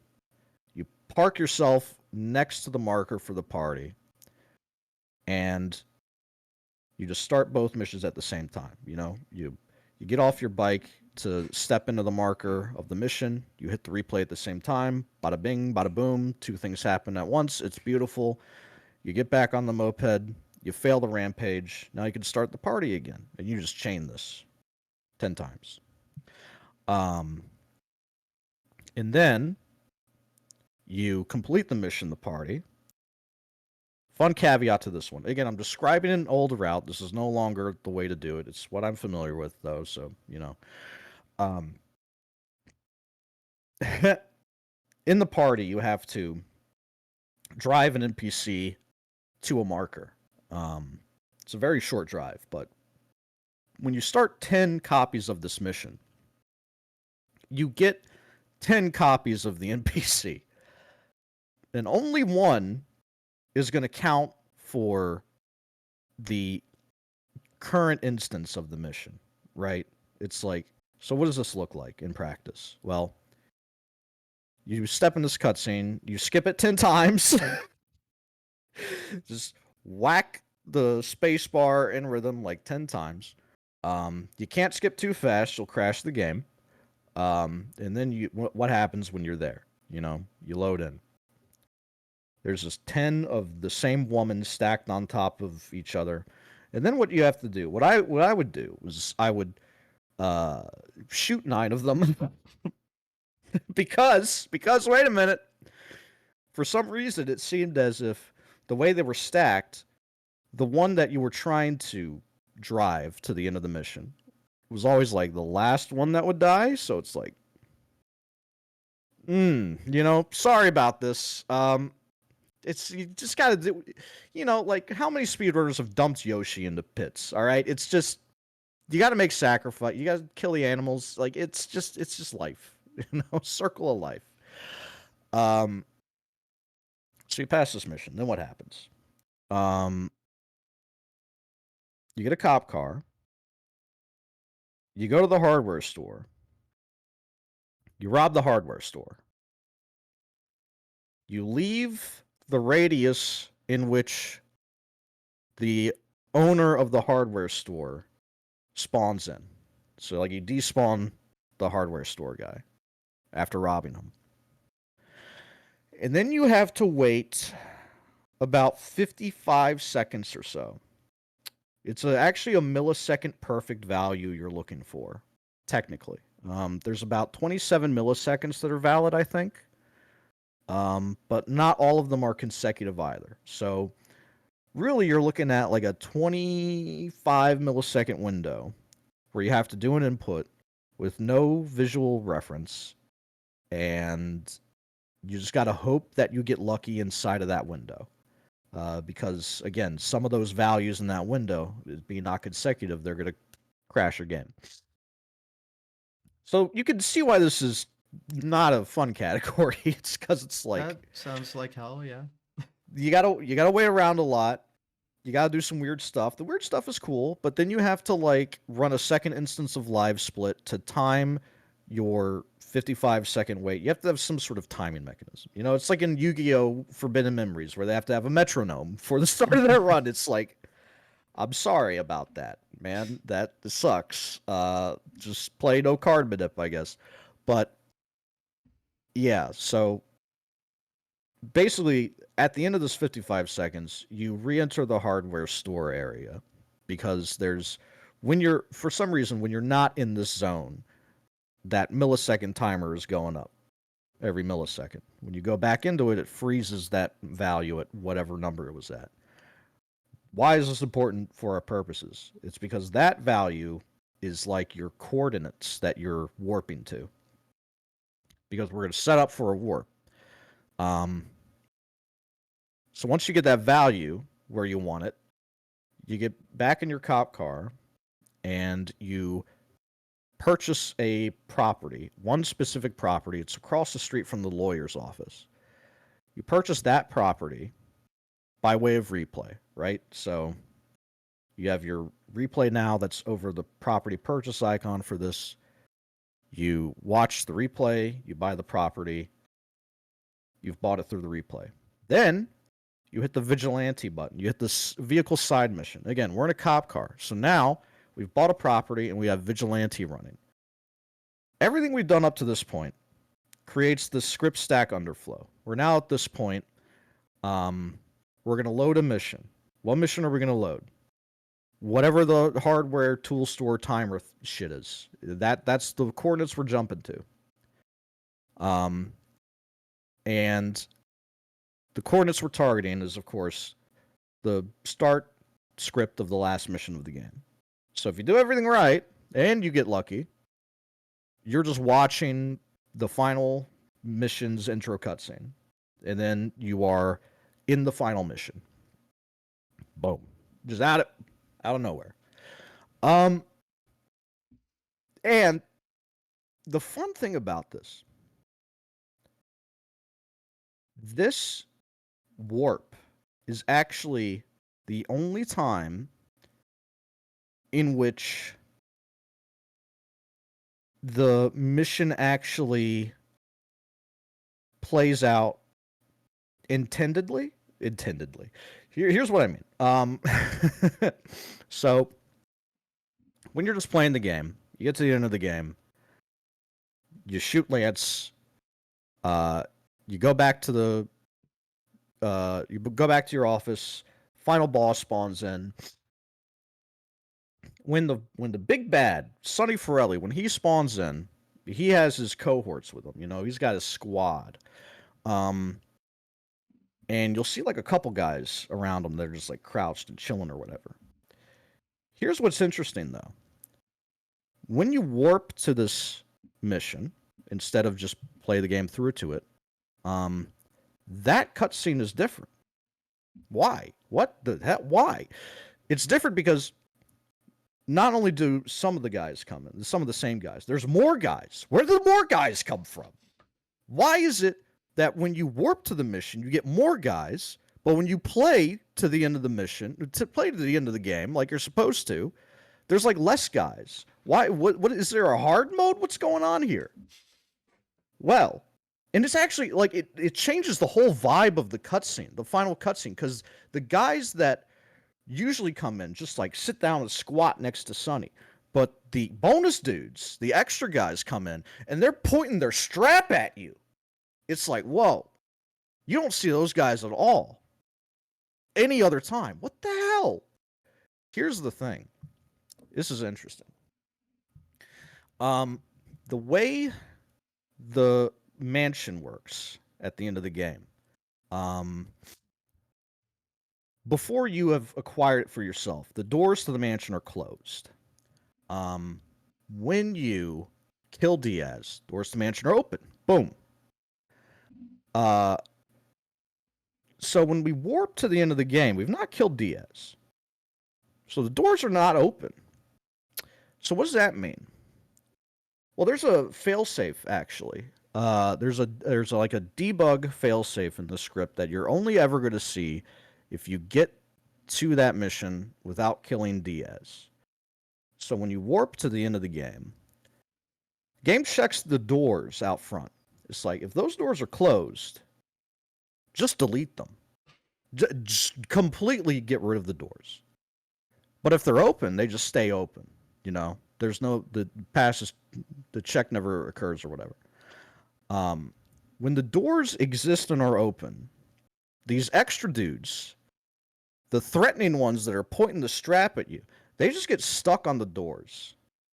They just like, and you can kind of see it sometimes where there's moments where you're doing this mission in other categories and the interior is not loaded, and you can see outside, and guys are just like running into the wall, just banging their head at this final cutscene.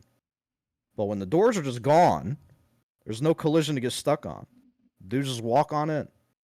I find that very interesting because it's one of these moments where it's like, how are the testers supposed to know? Clearly They they just like, didn't.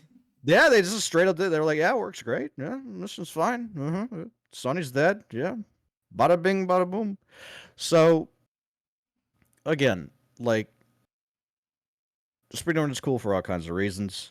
I've had a great time with it for all kinds of reasons. You know, I've been there for the discoveries. I've been there for the records. I've been there for the eras. I've done performances myself that I think have shaped the way the community is kind of carried on.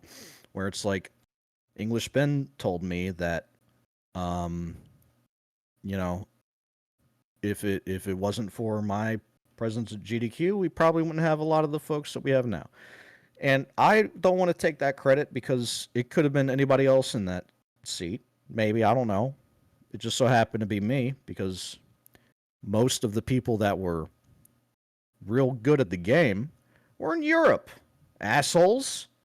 Um, so, you know, mostly me and like a couple of other GTA bozos that would pull up. Um, and in a sense, I feel like I can say that what I've been able to do is put GTA on the map in that way, just a little bit, you know, just have it at GDQ every so often. People watch the run and they like it, and they're like, shit, that's cool, and then they get into the game, get into the community, whatever. Life goes on. Um, I have been lucky enough to do 7 runs of Grand Theft Auto and 1 run of Miami Vice, which is a shit game. It's a shit game. I did all cutscenes for Miami Vice. Those cutscenes are not good, uh, but it's, you know, awful block, I guess. Anyway, yeah. So I've been able to do a good bit of Grand Theft Auto, more than I would have expected. Of course, when you get into the scene, or sometimes, you know, my motivation for my goals can very much be like, I want to just see if I can do this. Is that something I can pull off? Can I like can I get this record? Can I be a Vice City speedrunner?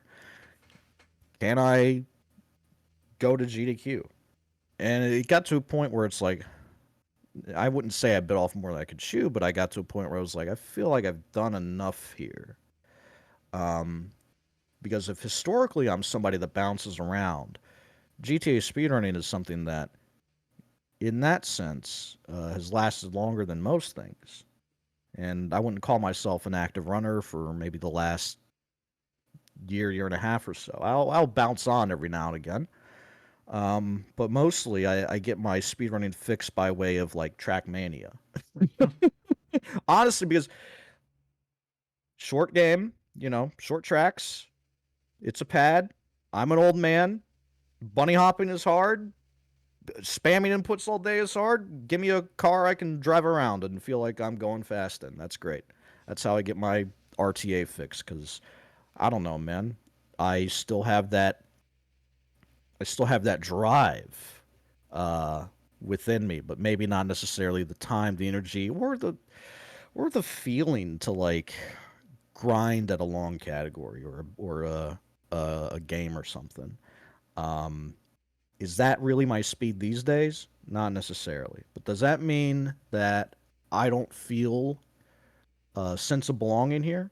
Of course not, because I've done the work. I've made some hopefully positive measurable impact. That's all I fucking want to do. At this point, all I want to do is be able to say I left the room a better place than it was. Because for me, I proved to myself what I need to, which is that I could show up and get it done. Cool. Now what do I do? Now that my own selfish desires have been fulfilled, what next? Well, uplift everybody around me. Why not? Because these people show up for it. They're here, speaking in terms of events, whether it's attendees, volunteers, or runners, or anybody, they're here. They're showing up. These are the people we got to look out for because we're in a place now in the world where, not to get too big picture on you, but communities are going to be really important. It's kind of the only thing we can count on is each other. So, in a sense, it all matters from the big down to the small. It's a fun hobby, a fun way to pass the time, and also it's changed a lot of lives in a lot of good ways. And it's changed mine for sure. I'm just stuck with this nerd shit now. Like it's not something I could say was like a phase. It's like I'm 30 now. This is most of my life. I am who I am, and I hope I can do good things, make some laughs, bring some smiles, and help people find their sense of purpose, help people find their identity. I had my fun, in my opinion, doing my thing, having my spotlight. That's fun. Uh, I was very glad to see English Ben on the stage. Now, it's not a run that he really feels like was his best work, maybe, because if you've seen it, it goes a little overestimate.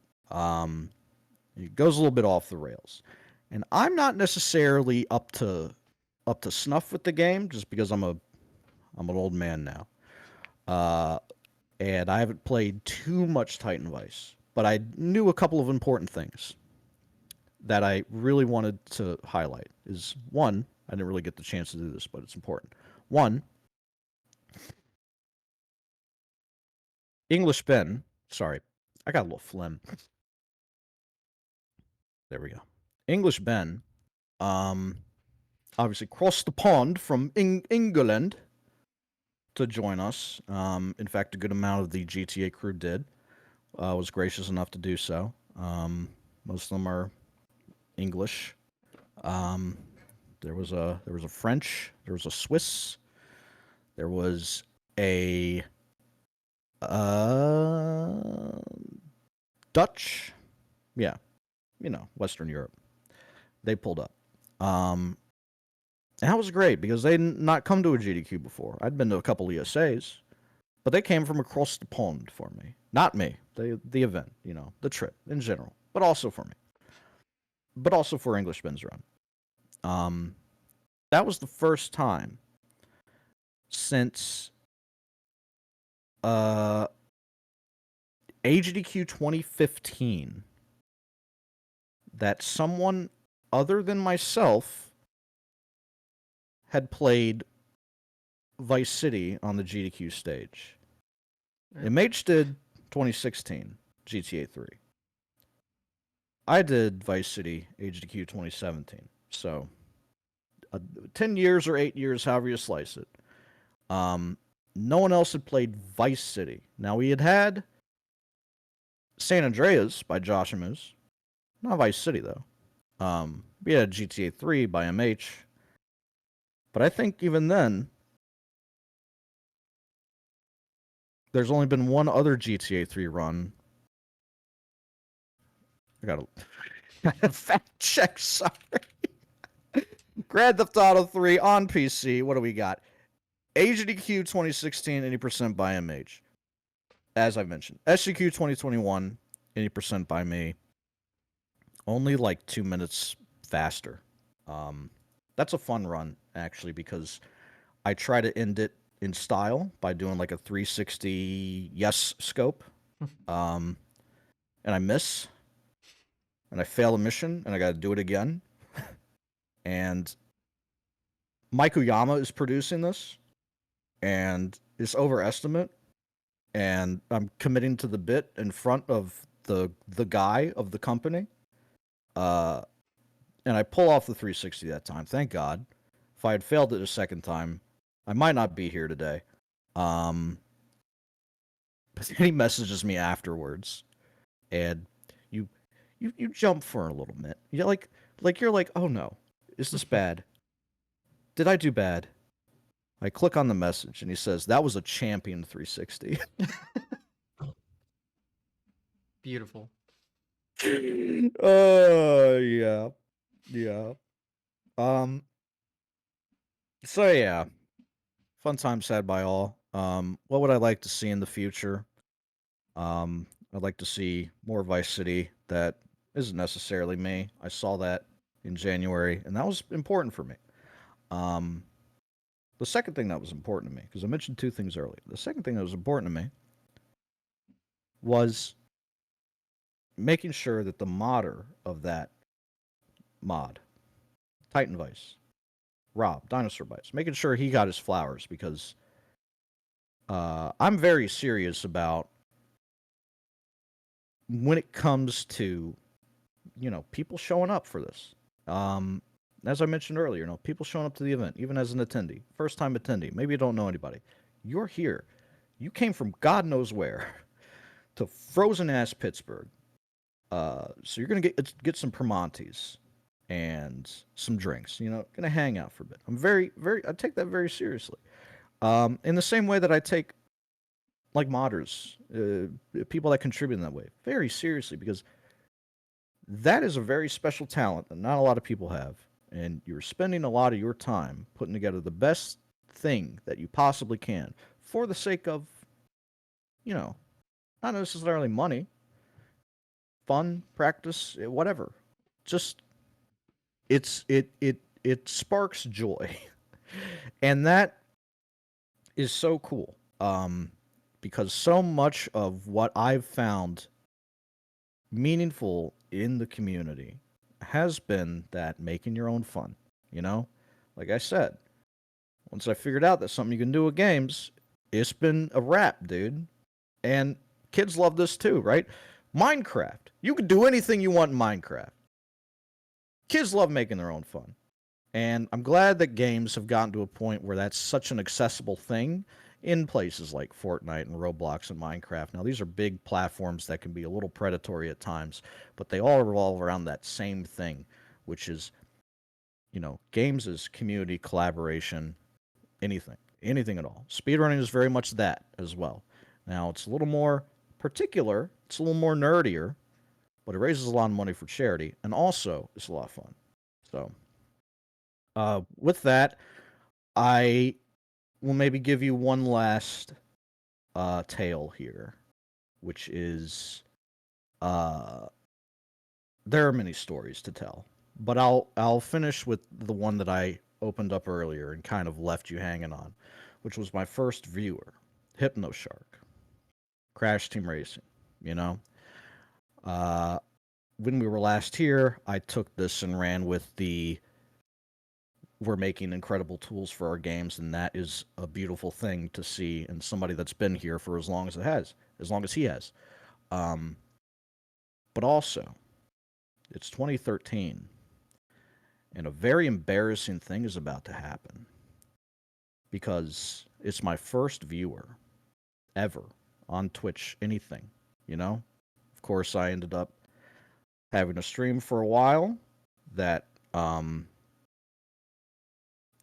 did well enough, but at the time, brand new, you know? It's a thing you want, it's a thing you're thinking about. Is anybody going to chat today? Wait a minute. Oh my god, it's Hypnoshark. I know this guy. Oh shit. Um, and I'm still new to streaming. What am I doing here? I'm playing Crash Team Racing on the EPSXE. I got live split going. No, I don't. I got W split going. Mm-hmm. Hold on, check myself. I got W split going. Um, we don't even have gold splits at this time, brother. We don't know what is a best segment. Who's ever heard of that? And I have no mic, no cam. So my plan was somebody drops into chat with an OPOP or a Kappa 7, then I would type on the keyboard because I'm playing my Crash Team Racing with probably a pad that is not appropriate for it. But nonetheless, that's how I'm doing things here. So Hypnoshark pops in. I think he drops Frank or Z actually, and I'm trying to type something to him, you know. And I've used a computer a couple of times. You know, I make the chat the active window and I start typing, but still somehow, and I don't know how, but everything breaks out of nowhere. Like, first of all, my run sucks ass. And here's like a really good player at the time, even Hypnoshark, showing up. I'm like, oh my god. An actual guy who actually runs the actual speedrunner. Legitimate speedrunner. Who am I? What am I doing? Um he's like, Frank or Z. I'm like, hi, whatever. Emulator crashes. Just gone. Boom. Game's gone. Run's gone. Splits reset. Whole stream a disaster. It's just a dumpster fire all of a sudden. I'm like, what did I say next to Hypnoshark? I don't know. I'm just like, sorry. I don't know. I was like, run sucked anyway. And he said, LOL. So the next time I streamed was like the summer of 2024 with Vice City. It's like, I'll table that for 8 months. That's how much time I'll need to recover from this moment. I tell that story now. Unfortunately, that story's made its way to Hypnoshark, I believe, by way of one of my viewers. Thanks, Archie. I think he told him that. But he's a cool dude. I hope he comes to a GDQ one day. If he hasn't, I don't think so. I know I've not met him. But it'd be cool to. Oh yeah, he did. I think he did HDQ 2022. That was probably online. Let's not go back to online. That's what I'll say. But anyway, unless you've got anything else you'd like to add, GTA, so I feel like I've spent enough of your time here. Yeah, you definitely took control of most things, so made my job easy. Okay, hey, yeah, that's the thing, man. I run my mouth, but you know, if I touched on everything you were looking to touch on, then That's what we're here that's for. I, yeah. I can, if you have the time for it, I can think of a couple things. Yeah. So, we brought up GDQ a lot, but maybe you could go over like every run you've done. Like, are there different categories that were Yeah. shown off? And Sure. So, mostly what I was looking to do was Vice City had gone through a kind of transformative period since it was last shown at GDQ. So, like the HDQ 2015 run with Adam AK is going to be a completely different experience than my run for 2017, right? Because I think even though his run was technically like post replay glitching, it was still kind of in its infancy, right?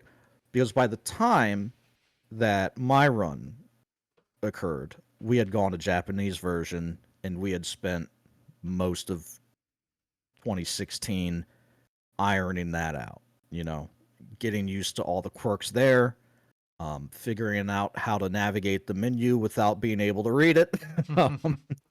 It's gonna be kind of tough when you go to the settings menu, like the keybinds menu, and it's just Japanese, man. All those binds.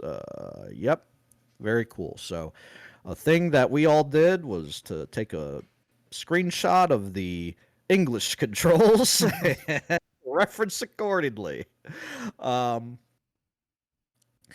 yeah, so that was really why I was leaning towards Vice City any percent no SSU. Because yeah, at this point we did have like the warp to the end of the game. That run I believe is listed as any percent no ace. Okay. And that run on couch I had Very Sydney, Harpoon Cannon, and Emily Brooks. None of them run GTA.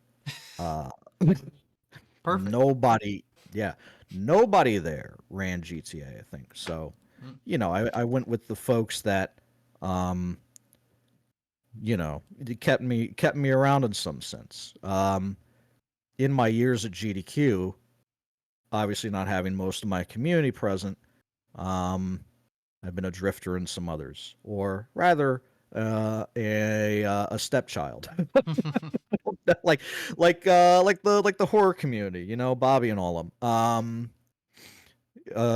You know, Blood Thunder, a bunch of friends in caveats and places where you wouldn't necessarily find them, but that's a big part of the fun of speedrunning too. Um, so anyway, I was really nervous with that run because I had done marathon runs, but not on the speedrun stage. Hmm. Here I am, and you know, traveled by myself. I was able to drive there. Um, Linked up with my people. Um, Met Vuligen. He was kind of my staff coordinator, like the guy that knew what was happening because I certainly fucking didn't, man. It's brand new. Now I've been to many of these things by now, so I kind of know what I'm doing. But at the time, you know, you're brand new, and in being brand new, I recognize now that I had probably committed a faux pas to here or there. For example, I was just sat in my hotel room with my couch until the run before mine ended, and then we went down. Don't do that. Be you're gonna be in a Discord with everybody, and they're gonna ping you, and you're gonna show up. That's how it works now. Back in the day, we didn't. They weren't really using Discord. I don't think we had Discord, but it wasn't a part of the GDQ flow, at least to my knowledge. I don't know. Either way, um, I did show up and do my run, and I heard some good things about that one, and that's you know that meant a lot, obviously, because when you do a run, you don't want to bomb. Duh.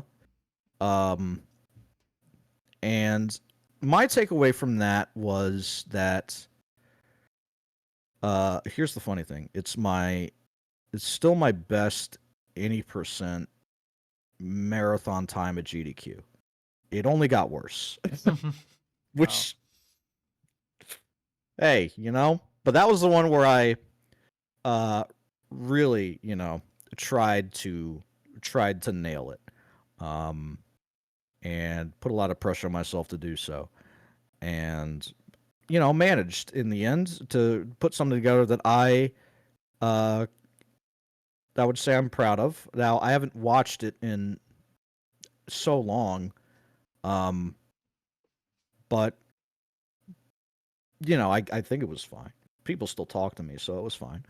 Um, so one thing I remember is you know, some of the comments I got from that were pretty nice to hear. and it was one of those moments for myself where I'm like, yeah, I put myself here in this place, threw myself kind of into the fire, and made it out in in an impressionable way.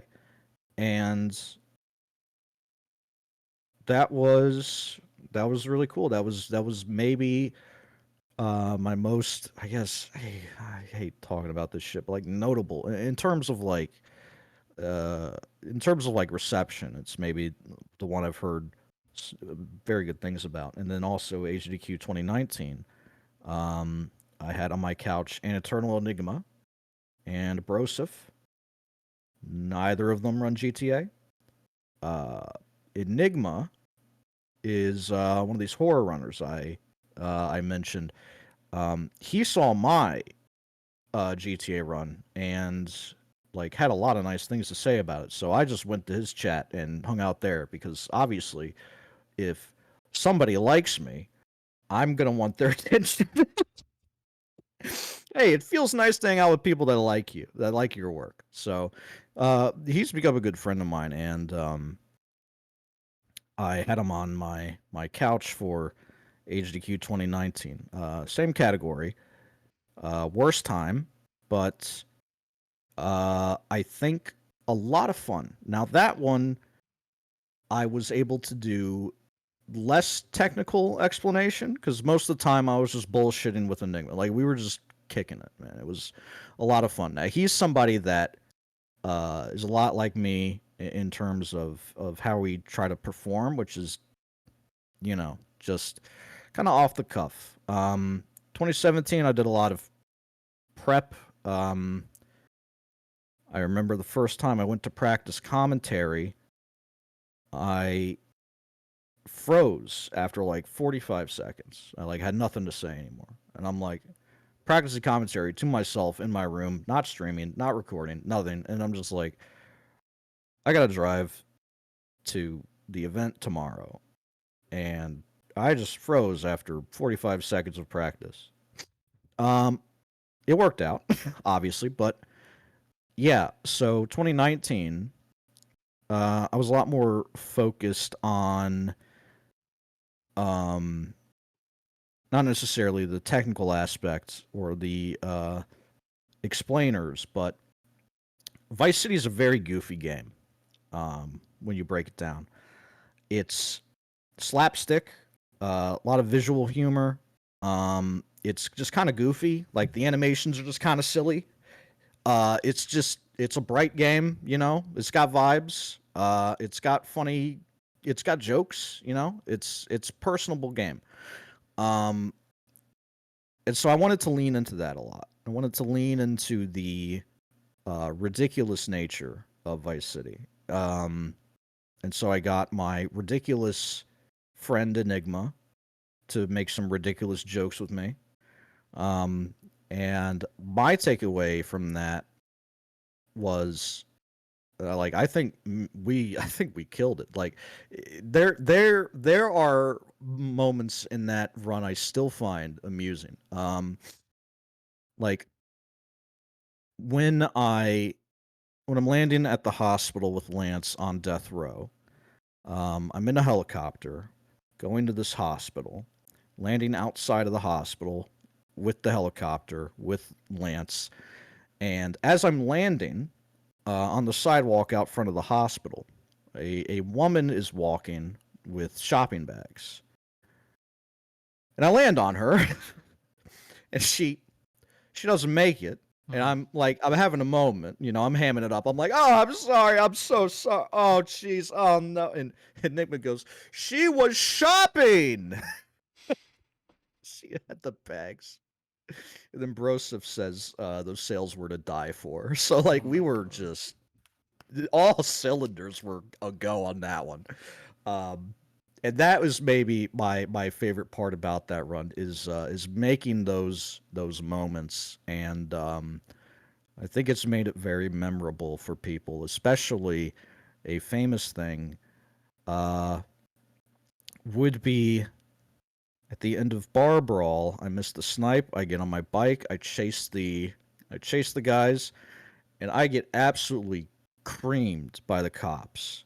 I'm speeding down the main strip of the Vice City like beach, Ocean Beach. I'm speeding down there, and there are a couple of like scripted cop traps in the game.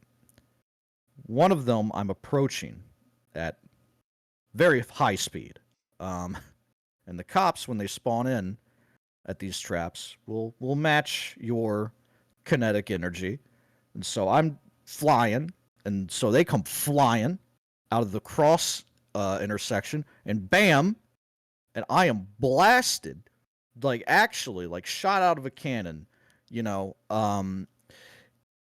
straight down to like the beach, basically. Uh, and the room finds this astonishing, uh, and I am sweating because things are going sideways. Uh, and this is perhaps why, one of the reasons why I never got a time better than 2017, because this sort of thing would happen. Um, that is a moment that kind of lives in infamy for me and for the community. That specific spawn of cops that blasted me in spectacular fashion have become known as the GDQ cops. Uh, yeah. So, like, when a runner is doing the exact same thing that happened to me, because other people get owned by the cops because it's Vice City, man. It's GTA, okay? It's not nice. The game does not like you. The game wants you in jail. Of course, it'll happen to a bunch of other people besides me, except I'm the one that was on stage for it. So people will get hit and be like, "Oh, dude, the GDQ cops, man." So that's endearing in a way. Um, Perhaps my favorite moment of that was, you know, the game Celico. No. Okay, it's like an M sim. It's like a Deus Ex Doomish kind of game, and it's indie, of course. And I follow the like lead dev on like Blue Sky or whatever, and I'm just keeping up with a dev that's made a game I find interesting. Like in their posts, I replied once. That was a mistake replying. Let me tell you, because he hit me back almost right away and said his tweet was like verbatim, like, "Holy shit, it's the guy that got owned by the cops at GDQ." It's I'm all like, you're it's known 20. for. Yeah, I'm like it's 2024, man. Like, it's 5 years ago.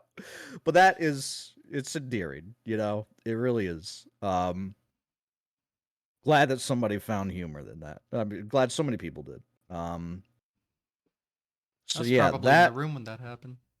maybe I don't know. Hey, very possibly. So those were maybe the big Vice City runs that I've been able to do on the stage proper. I have done GDQX in 2018. I did not go to a main line, but I did go to GDQX. That time still was slower than my 2017 run, which was 56 minutes 11 seconds. It only got worse. 2019 was 57 minutes 39 seconds, which was still underestimate because my estimate was 1 hour. Felt pretty confident about that. Um, and then uh, I did 2 runs for SGDQ 2020, which you uh, had runs in as well. My I first think at least one. GDQ, yeah. Yeah, yeah, yeah. So I had Miami Vice, which is a bad video game. It's Off the like block. yeah, basically, very small. Like, if anybody knows Davalix, published by them, they bought up a bunch of cheap licenses in like the mid 2000s and made some bad games with them. Miami Vice, Beverly Hills Cop. Um, they're they're not like offensively bad. They're just kind of simple.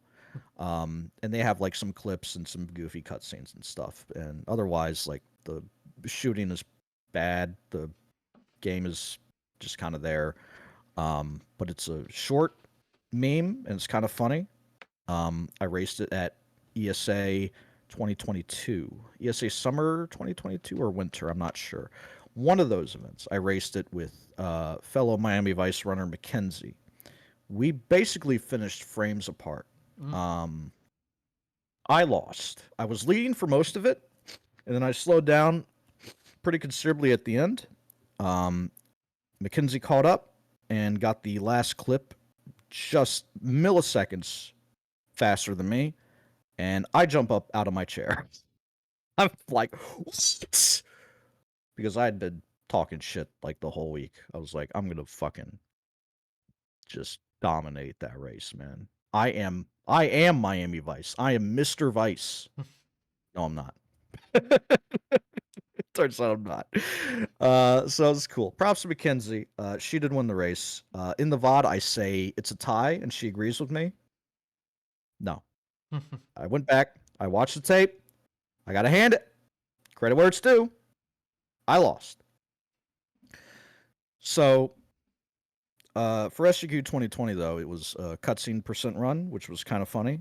I recommend watching it because it's kind of a fever dream, I would say. It's maybe my most Lynchian performance at GDQ. um, Another one I'm really proud of that I haven't really touched on much today was all missions for SGQ 2020 as well. If I were to change anything about my tenure as a GDQ runner, it would be to have done that run in person because all missions is an incredible category. It is phenomenal. That's the thing about these longer retro GTA categories is like any percent for both Vice City and 3, you're seeing a very narrow scope of the game. You know, a lot of sequence breaks and stuff. All missions, you got to play the full meat and potatoes, you know? You don't have to get 100 packages, you know? You don't have to do all the RC races, but you do have to do all the assets and the gang missions. And there's a lot of gameplay in those missions, as you would imagine. So there's a lot of insane strats as well. There's a chain of 4 insta passes in a row at least. You just chain them back to back to back. It looks insane. It's crazy. The game like basically is to the point where it's falling apart by the end of the run. That comes in at over 2 hours or so. If you're like a good runner, you can get under 2 hour 10.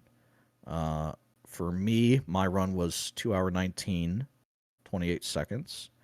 I got all the important stuff. The big skip is the double insta pass, where you skip the 2 longest missions by chaining like 2 insta passes together. It's really insanely complicated, but basically, you rig a car with a bomb, and you like park it on the final boss after shooting him 4 times with a revolver, and then you go to the Malibu Club, and you stand outside the job marker, and you blow up the car bomb to kill the boss, the final boss of the game, as you start the job. And so, what does that do? Well, it passes the final mission of the game, which is nice because then you have to watch the final cutscene, which you can't skip. And then it also, you're able to pass the job as well, which is a very long mission, several minutes long, has many fail conditions that you can't even control. Like your allies can just warp outside of the map and fall to their death, and it's just like you can get stuck in the elevator. You could just get stuck. You just can't move. A lot of things can go wrong. People could just get run over in the street that need to live. Again, it's Vice City, man. It's mean. It's mean out here. It's so mean. So that was really cool to be able to hit that live, because also that trick is it's a one and done. If you miss it, you can't do it again. The game kind of crashes. It's a long setup, and it's kind of important to the route. So I was really sweating that one, but we pulled it off. So that was cool. That was cool. Last couple of here is Grand Theft Auto 3 for SGQ 21. That was another online run. On the couch, I had Anti. I should mention on the couch for all missions Vice City, I believe I had English Ben as well as Joshimus or MH or Anti. I don't know. I know I had English Ben though, because he talked a lot. Probably talked more than me, which is difficult, really. Um, GTA 3, SGQ 21. I had Auntie on the couch. I love Auntie. Auntie is somebody who has had kind of a tainted history in the community, unfortunately. Made the decision to modify some files to give faster cars. We sussed that out. He got banned for a while. This is many years ago. At this point, we have welcomed him back as he has matured. He's grown. And I believe in second chances. You know, whenever somebody comes around my fucking community or asks me, like, hey, Auntie, wasn't he banned? I'm like, yes, dude, I know. I know. You saw the R.A. Goose vid. You saw the Carl Jobs vid. Whatever video you saw. Yeah. Okay. Um, Mistakes happen. I don't condone that behavior. I was very upset about it. But what's more important to me is that without Auntie, this game would be a lot slower. These games would be a lot slower. He was the best, even before modifying the files. He was the best. He might be the best retro GTA player of all time. Um, he he modified the files because he said he felt pressure to continue to improve, and that was the easiest way to do it. Now, of course, that's not the way to do it. And he recognizes that. And again, this is all like 2016, man. This is ancient history now. Um, he's come back. He's set times, all the same. Everybody's pretty comfortable with it. Um, we understand, kind of just in hindsight, you know, like where I'm sitting at now, 2025. It's like, I don't know, man. Obviously, sanctity of leaderboards and stuff, very, very important. But like at the end of the day, is video games. Like I don't know. I I can't really, like I was upset. It's over. It's done. Um, you know, Auntie is a core figure of the community that made bad choices. Nothing unforgivable. No one went to jail. Nobody died. Um, so I had him on my couch in 2021, and I wanted that because I like Auntie. I love Auntie. Important figure to the community.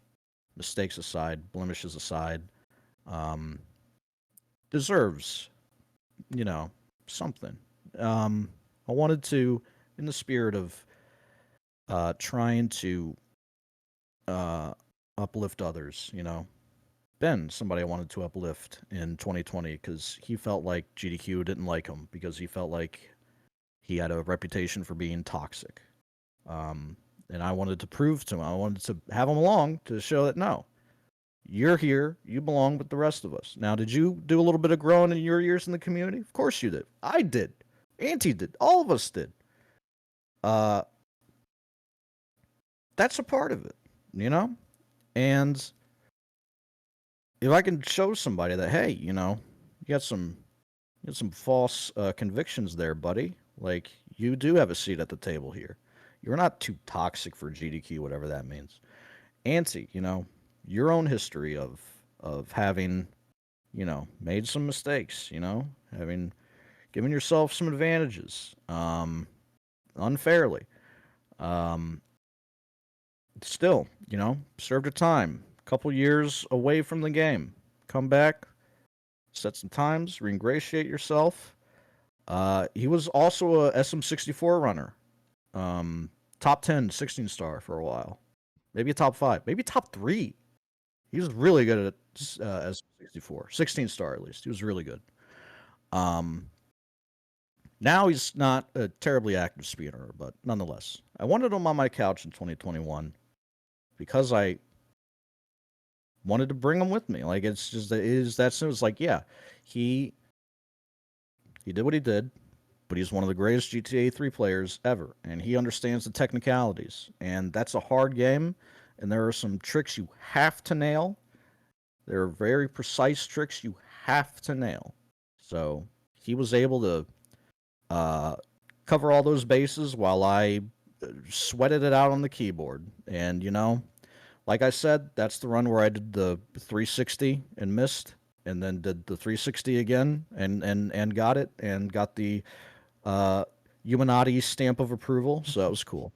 Um, great stuff all around. I had a great time with that run. One thing about it, though, if you were to watch that VOD, you might notice that the quality of it looks pretty bad. And I'm here to confess. I'm here to sit down and say, I did not do all the checks I should have as a GDQ virtual runner. I had, between my last remote run and the GTA 3 run, I had done some hotfix commentary, or commentary in general, maybe. I think for PMC Trilogy, I did Just Cause 3 commentary that event. And that setup necessitates very low bitrate, very low video resolution. But you still have to stream. And when I did GTA 3, I did not change those settings. So I just streamed GTA 3 at just the whole feed looks bad because it's not meant to be the video feed. Yeah, I was meant to change some settings. I did not. So it just kind of looks like it's straight out of Google Video 2006, basically. But maybe that gives us some character. Who knows? Last run that I had done to this point for GDQ would be a very appropriate one, in fact. It's Grand Theft Auto Vice City Definitive Edition. We have not talked about Definitive Edition. For good reason, but You're aware. Oh, You're of aware course. how it was insane. On release, playing that on release, I played it a lot on release day. I couldn't quite believe it. It's gotten a little better. It has gotten a little better. I still, me personally, don't really see a reason to go back to that one. I played it. I thought it was a game. It does have, and it did have, some speedrun utility, though. It was the way they made this game is insane. So what did they do? They took the original scripts. They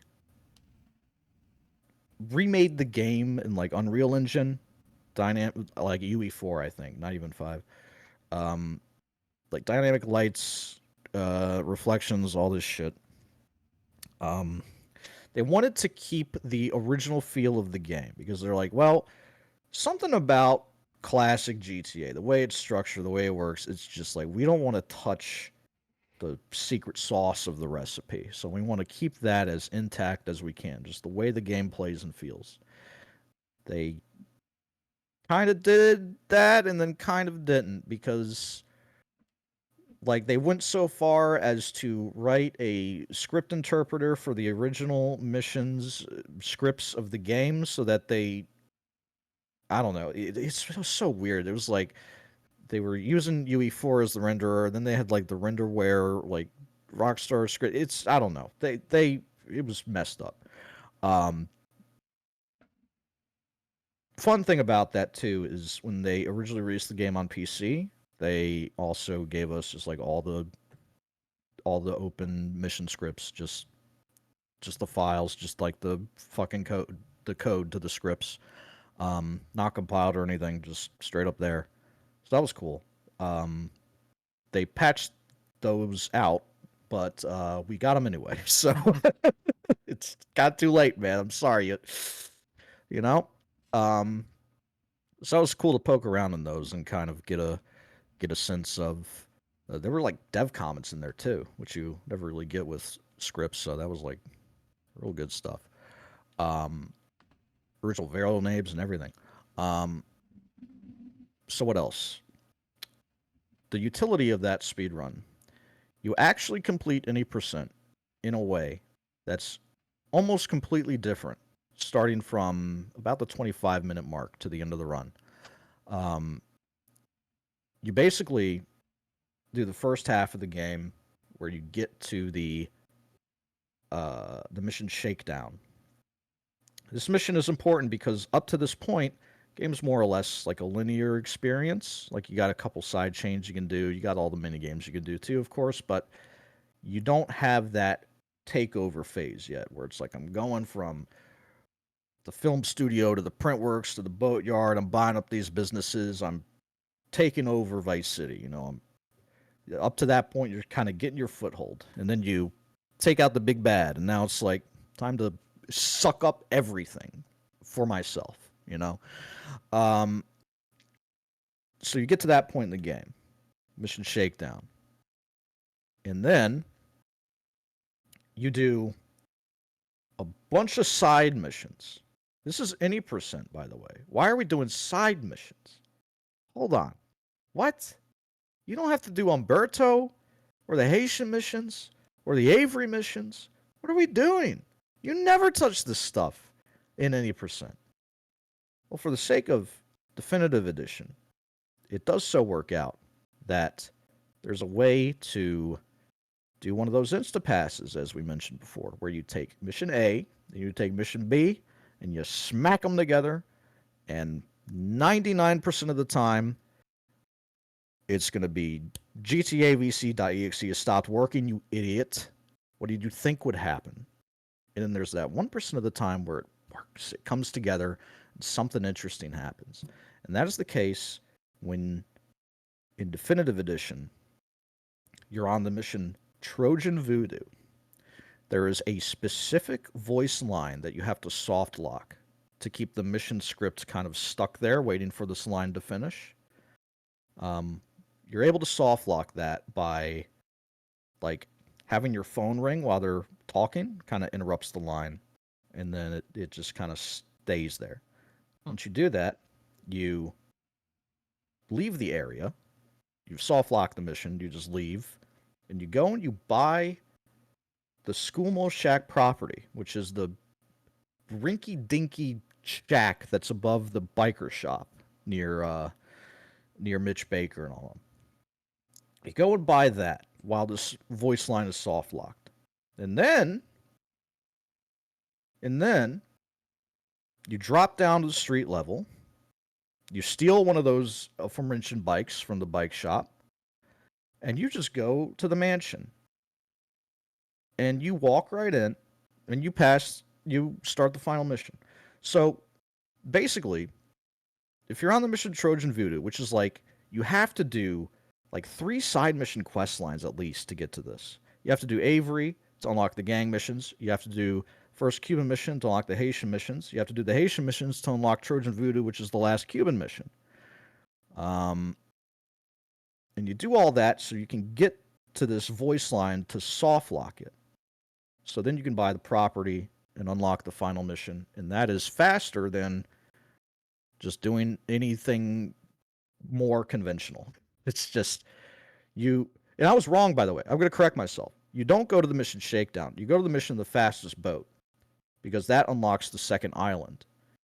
And when you unlock the second island, that unlocks the third Avery mission, which is the one that unlocks the gang missions. So you don't have to get to Diaz and shakedown and all that, but you do have to get to the point where you have access to everything you need.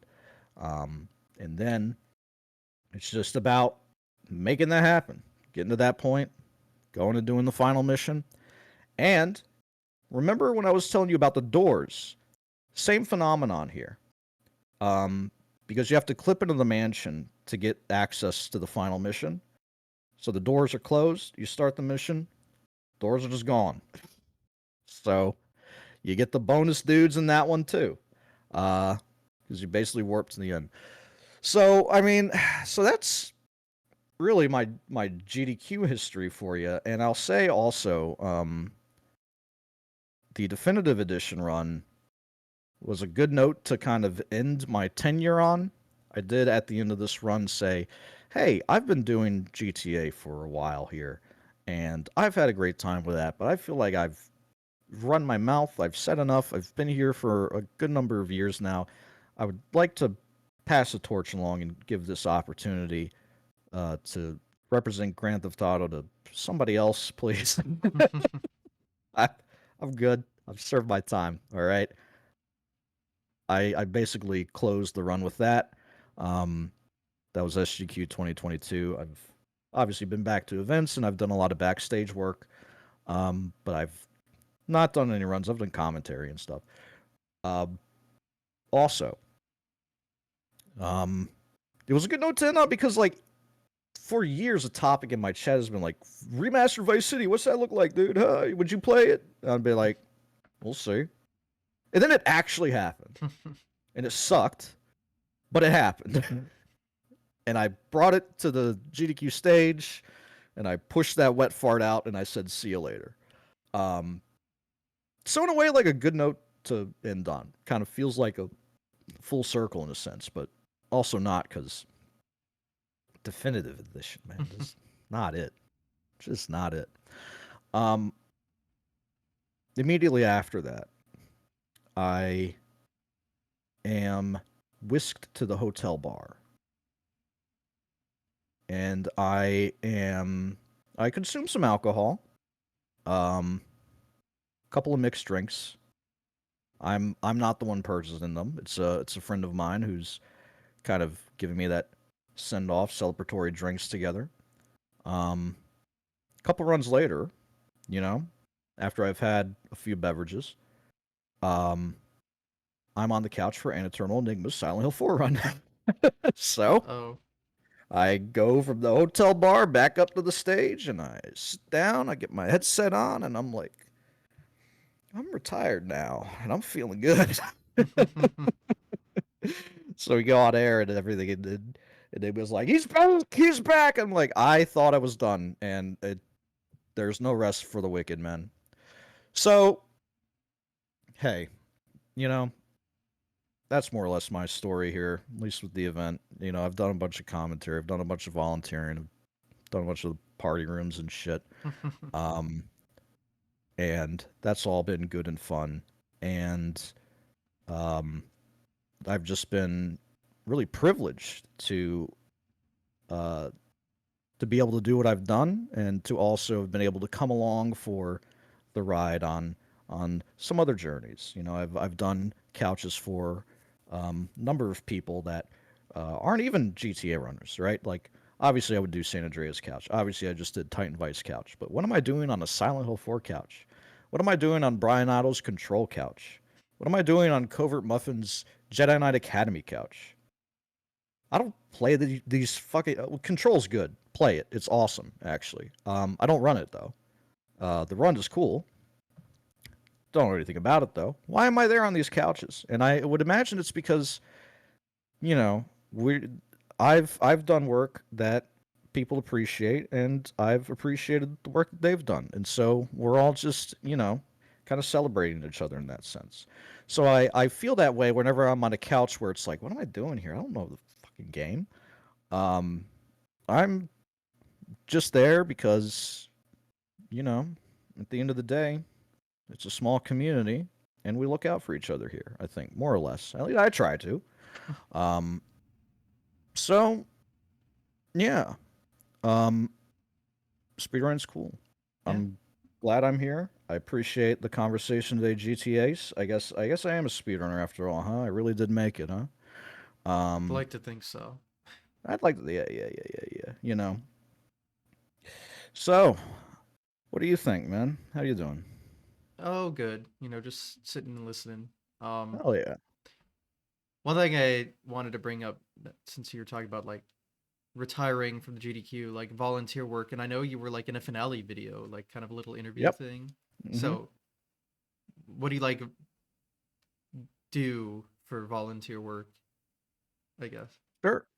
Um, so mostly my first like volunteering at GDQ was actually in 2017. I did have a runner volunteer badge, one of the fancy ones. And I was on as audio tech and host, and this is something that no, this is deep lore. You're getting deep lore today. All right. Um, so I was backstage a little bit for HDQ 2017 as well, which I did because I was like, I just got to throw myself into this because I don't really know what I'm doing, and if I have nothing to do with my hands, I'm gonna be kind of anxious, right? Anxious personality. You know yourself well enough. You're like, hey, I gotta occupy myself. So I did some real late night volunteer shifts. I don't do graveyard anymore. I did at the time because I was wet behind the ears, and you you know you want to just get your foot in the door somehow. Um, Now I don't do graveyard shifts anymore because I work a fucking 8 to 5, and I'm kind of older, and I would rather not be miserable uh, coming back from GDQ. So thankfully, I get the daylight hours mostly these days. But at the time, I was doing like real late night um, shifts where mostly I just helped the audio tech crew because Power Up Audio was doing HDQ 2017. So I don't know why we even had audio volunteers generally, because nowadays it's Mark and Heroic Gamer that like lead a volunteer team of audio technicians that I've been a part of a few times. But at the time, you had proper Power Up Audio there. So I was just kind of, I don't know, I was there to vibe check, really. I was there to go out to the house, listen to the how it sounded out there, give my feedback on that, and mostly just bullshit with the guys about the games. Um, Hosting was a disaster. Uh, I got through it. I thankfully only had one shift, one game. It was Kirby Master playing Fire Emblem. I did fine, but like I was not comfortable. Like I'm pretty sure it's fine that run that I'm hosting. I'm pretty sure it's fine. There's like one moment where I misread a donation amount and I'm like, "Oh, sorry." I'm like not happy about it. But it's like the middle of the night, Curry Master's chill. He's running his mouth most of the time. Um I'm mostly just reading donations here and there. As soon as the run is over, my replacement shows up and I'm like, "Bye," and I have not done that again. Um I think if I were to change anything about that, I probably should have come earlier in the week or something. I missed all the I don't even know if they were doing orientations and stuff back then, but I didn't like. I just showed up for my shifts, and it's like, okay, here's what you do. Um, that probably didn't set me up for great success, but I haven't really felt like called back to the hosting booth anyway. Um, Gotta try it to know you, right? yeah. I figured it was worth doing because I thought I'd be good at it, and if I kept trying, maybe I would be. But I really like the tech stations for volunteering. Now the three like principal stations you're gonna have are Stream Tech that like crops the game feed, runs the transitions, all that, runs the prediction games. You got that person. Um, you have the audio tech who is doing the audio, and then um, you got like stage tech who sets the stage up, gets the furniture in place. Um, you've gets the console set up or anything, kind of tends to the runner's needs in that way. Um, you've got cam ops as well, who frames the shot. Um, and the last couple events I've been doing stage manager. Now, before I would be doing audio tech mostly. My first audio tech was HDQ 2023. That was a remote event, but I was in the studio. Went to the studio and was an in-person volunteer there. Um, that was my first time doing audio for the event, and it was pretty unconventional. It's not common that they would have just in-person volunteers. A little bit of nepotism, but uh, they needed audio people. I was happy to help. Sit down in front of the mixer, and I'm immediately intimidated because I've done broadcast work before. I have done audio, radio production. I've done video production. Um, I've been in a newsroom. I've not really worked in a newsroom. I've been to one. So like I have experience in this way, and so I've done music production before. So like I have a bit of a I understand how to get something to sound nice. It's just I've not really worked at a console before. It's 48 digital mixer channels. There's a lot going on, and with a remote event, every single person's setup is different, and is that's intimidating to someone that's just new to the process. Period. Um, so I'm getting kind of my orientation from like Mark and like J Hobbs, kind of showing me how to work the mixer, um, showing me where the effects change lives and all that. I start doing my shifts. I think the very first thing I do is fuck up. Um, you're going to. You're gonna screw up. Um, Everybody does it. But I figure it out. Uh, I'm working with some names I know, some runners I know. Like I remember doing Rubik's Jack 2 run. Rubik's just had a standing mic and his commentators in the room with him. Everybody's setup was different. Ben Stevens, Ocarina of Time 3D, had a crowd. Had like a big living room with people behind him. Had like two mics. One was like the commentators would pass it around. I think he had one as well. Uh, they didn't capture any room noise though. So when he pulled a trick off and his room was clapping, it'd just be this. I had like a DDR person. I forget their name. They did an incredible job and they were so nice and their commentators were nice too because I was so obnoxious to them. I was like, guys, you need to get closer to the microphone. You need to get closer to the microphone. You need to be breathing on each other. I'm sorry. You need to guys, crowd in because that's a loud environment. There's a guy stomping. There's a fan going. There's game music. There's a lot going on. I got most of the way there on that setup. I think Mark showed up and did some polishing touches, but that was really complicated for a first time volunteer. It's to the point where when they're doing remote runs on stage, they just won't have newcomers on remote block at all. It'll just be like somebody who knows their stuff. That has been me a couple of times in the events that I've done after the in-person one. I've not been back to the studio, thank God, because we're back in person. And I would show up for audio tech shifts, and I got a sense of the flow with. It's been interesting. I've dabbled in a few different environments. So like I did single stage setup because once upon a time they were not doing split stage, and that was awful. So I've done single stage, and then I did split stage as well, which was a little intimidating because it's set up in a way where you possibly can talk to the active runner while trying to talk to the runner that's getting set up, and so you got to be very careful not to disturb the live environment. And that as a whole is just much easier because usually it's just about like balancing the person's levels for themselves. Like, hey, can I get game up, game down, commentator up, host down?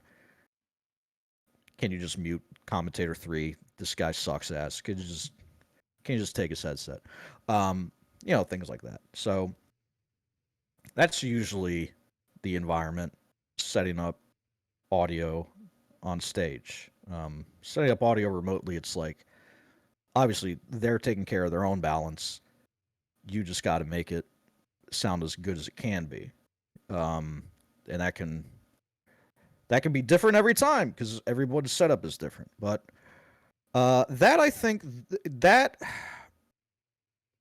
being tossed into that environment and not drowning immediately, I think was a positive impression as far as my chops. So Mark would ask me like, "Hey, please, for the love of God, fucking do audio, please. We need good audio people." And he would put me on some remote runs and stuff.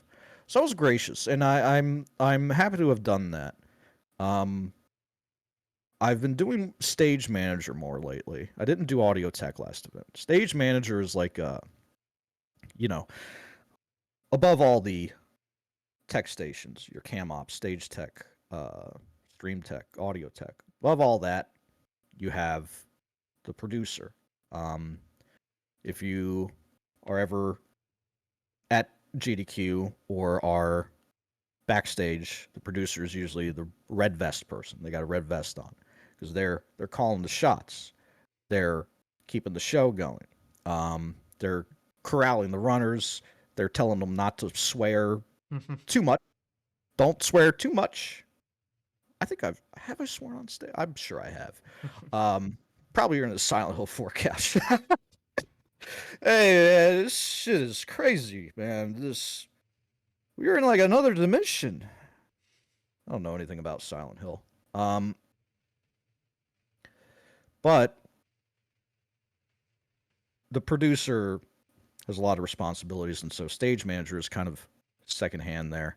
Um, they're more for the moment to moment stuff, where it's like making sure tech stations are not having issues, making sure the runner's comfortable, they got everything they need, Steam notifications are off. Dear God, turn the Steam notifications off, man. Come on. Oh, it's a Wii game? Okay. Sorry. Anyway, do all that. Uh and otherwise just like, fill in the gaps where you could find them. And that's been fun because it's another role where you can be an anchor for not just backstage people but runners as well. Um, One of my favorite things to do, which we didn't get to do this time, which I'm bummed about, but um, last GDQ there was the runner wall where you would just after the runner's done, bring them off stage. They'd go over to the interstitial side over there. Interstitial being like interviews and prize segments and all that shit. It's a whole different side of production that I'm not involved with. Um, none of the folks on the main stage side are really doing that. But over on that side, they had like a runner wall one year. And so you would go up, bring the runner up, give them a pen, they'd sign it, you'd usher them off.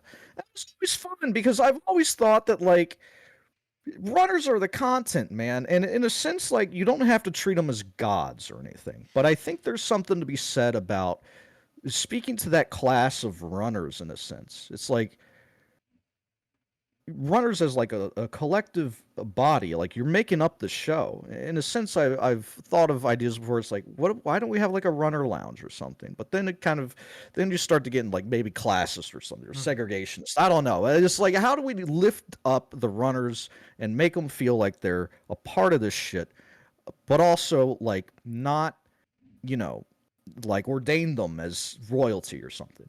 Uh, how do we keep the environment the same where it's like attendees and volunteers and staff and everybody all mixed together because we're all a part of it anyway. Um, you want to keep that feeling, but also I think we should be doing more by our runners. Um, so tough balance to walk, and I'm interested to see where the company will or the event will go from there. Um, It's like the runner roll was cool, but we don't have it now because they were like, well, it kind of slows down things with interstitial side because you got to bring them over there. And I'm like, yeah, but I don't know. I don't know. Did like Runner their group photo photos, wall. Yeah. photo wall, runner group photo, runner orientations. I think Shock was doing those this time, but he was late to all of them. Um, he's got a lot to do.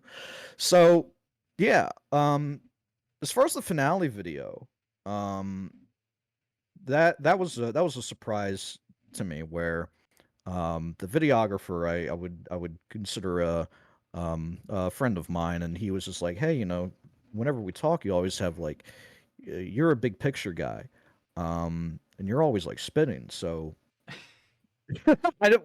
It's nice to say, but um, he was very much like he does the finale event every or the finale video every event, and that's a tough project because you show up and you have nothing.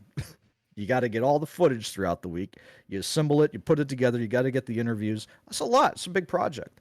And part of putting that together is like, what does it cohesively look like? Like, what is the theme? And one of the things that I found very endearing was during our interview, where I was sat down. I had the GTA shirt on with the scrunched up faces. It looked silly. And I'm sitting there and I'm talking about like, having been a runner, transition to kind of a backstage role, kind of find a lot of comfort in doing that.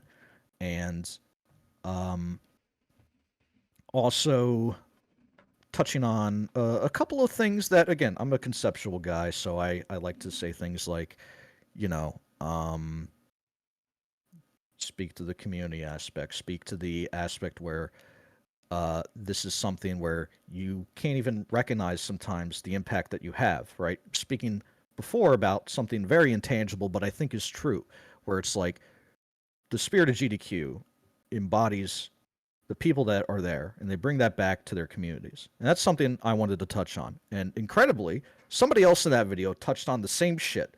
So I have no original ideas ever, I guess. No, but I'm glad someone else sees that too, honestly, and is able to talk about it. And because that I think is for me, something that can be overlooked, or it's what I feel I can bring to the table. It's an observation that I got that I think is interesting. Um, and I touched on that, and I said, um, ask these guys 15 years ago in their basement, that they'd be raising $40 million for charity. You would never expect that from the inception of it, where it's like we're at Magfest. Just kidding, we're in a basement in my mom's house. Here's some video games. Um, Obviously, your Matt Merkel, your Mike Yama is not envisioning this. Um, but that's the impact you can have and not even know. Um, it's like we're still here, and he put the big ass text on the screen with that, and I'm like, I'm glad I helped you find your theme, man. Good stuff. So yeah, I was happy to have the opportunity to just kind of speak on that because uh, it's endearing to be asked to speak, whether it's on a podcast on Sunday or a finale video for an event on a Wednesday afternoon in a cold ass city. But Um, replayed on Sunday, funnily enough, because it's there we usually go. after midnight.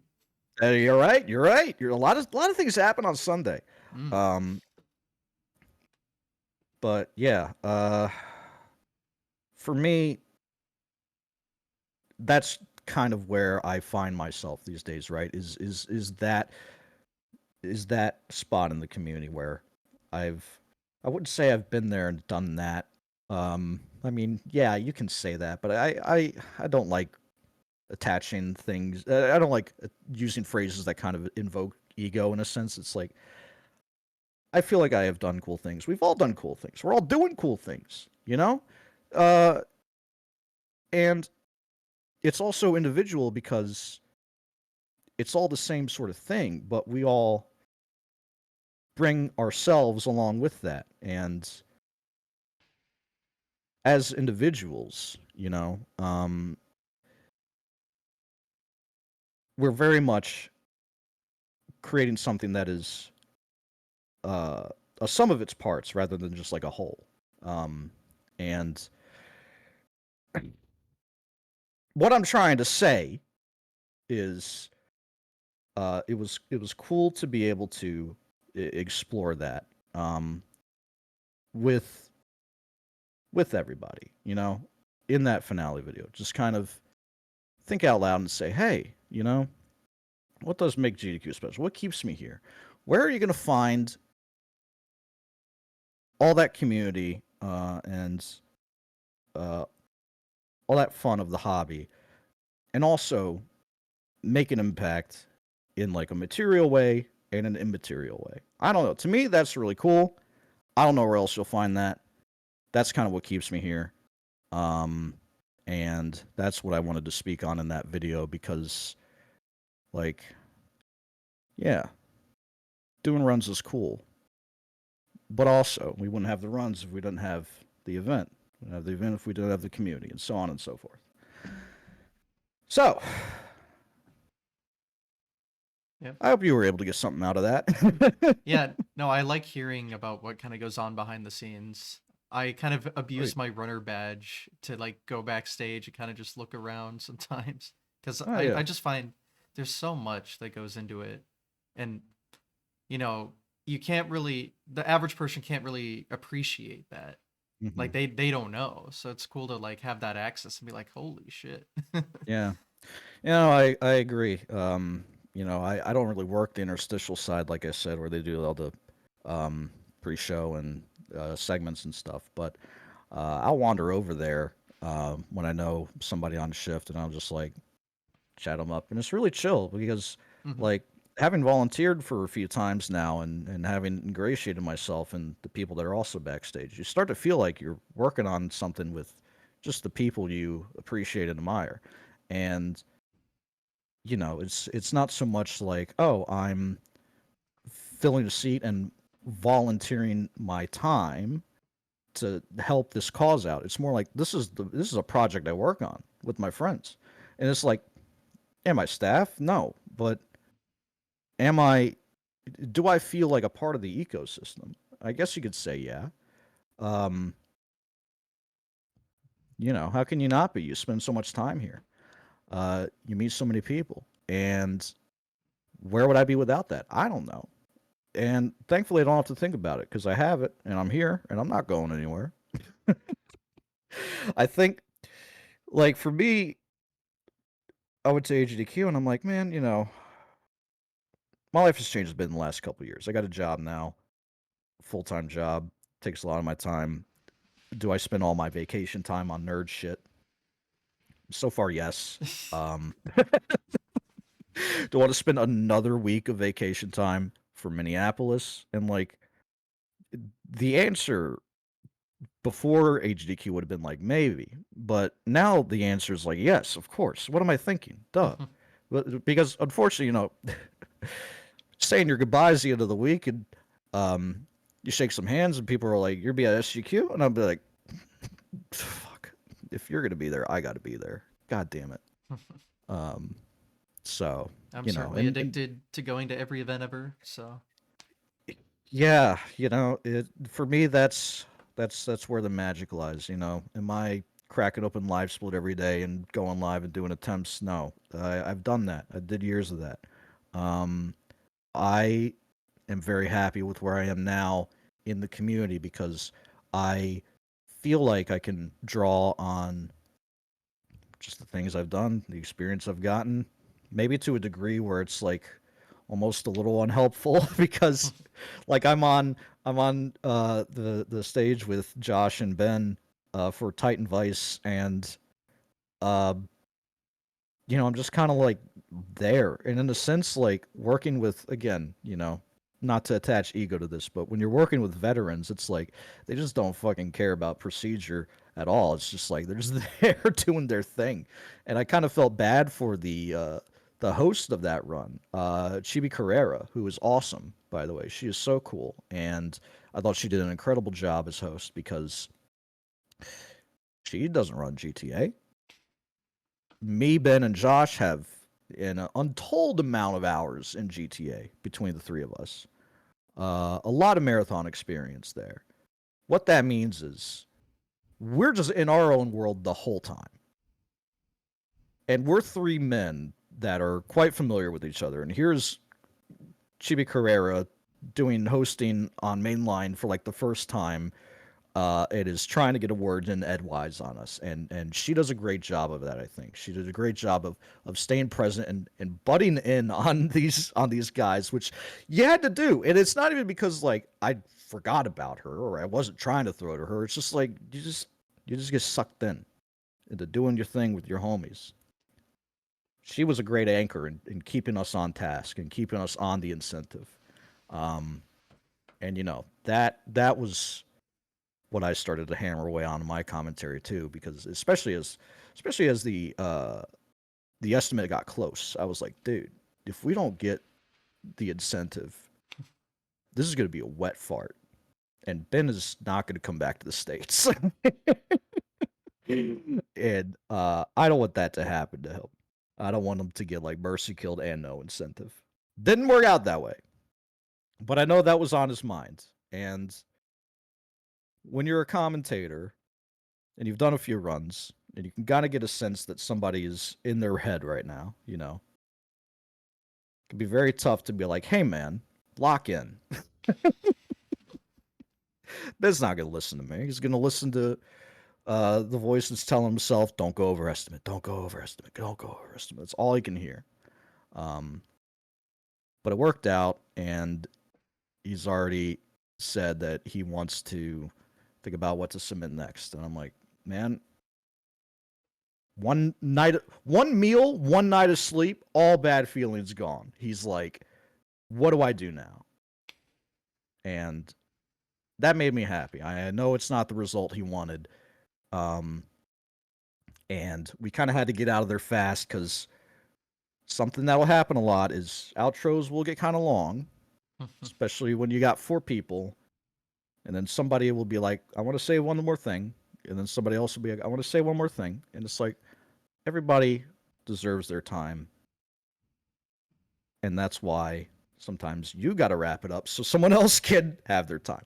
And it's like, I knew I was doing that in the moment because we were overestimate. Ben is running his mouth. I got to butt in, but I wanted to say my piece. And the piece I wanted to say was I wanted to give the mod authors some love in kind of closing words. And so I'm pretty pleased with what I was able to do. Support a friend, um, get some laughs, raise some money, get that incentive, promote someone's good work. Yeah, yeah, cool stuff, man. So anyway, um, so you'll be at SGDQ then? I don't see why not. Hell yeah, hell yeah. You know what you're gonna submit yet? No. Hell yeah, Hell me yeah. neither. Yeah. I I kind of might have a submit hot something. streak right now with GDQ. I feel Oh like yeah. I'm just waiting for the reject at this point because I waited years for that accept and now I'm like just expecting a reject at this point. Mm-hmm. Yeah. Like I'm out of Yeah. things I can think of to even submit. Oh damn. I've gotten kind of lucky recently. Well, hey, it's always fun. Um, I've thought about submitting it again. I wouldn't submit Grand Theft Auto because I'd be a big hypocrite, and I don't want to do that. Um, it's too much work anyway. God, the game's hard. I gotta play Yeah. something easy like Miami Vice. I don't know what I'd submit. It'd probably be just some sort of meme or game I like, or I don't know. I've said to some people before, it's like, were I to do a run of anything again, um, I would just want to have people on my couch that I never got a chance to have, and I would just want to, you know, raise some money with friends and people I admire. That's really all it is. That's the thing is too is like, I almost feel like it's not worth submitting them because the only thing I'm doing really is like the game and the run is like entirely secondary at this point. And in a way, like, raising money is what's important. But if my heart isn't in the run, then I don't know. Give that slot to somebody else maybe, and I can just keep running my mouth on the couch. But we'll see. We'll see what I do. I know I'm not going anywhere. And backstage is really fun because you know, uplifting the people that I want to see come back each time, as long as it's good for them. Hmm. So hey, where you at, man? How you feeling? Good. Think we covered all of your history. Um, you, yeah. I mean, there's obviously tidbits here and there. always good stories, but like the grand picture, the grand scheme of it, from humble Half-Life and Counter-Strike jump map beginnings and mods there to uh, brief esports to brief, not brief, 10 years of my fucking life in Grand Theft Auto and the ways in which I've seen the scene develop.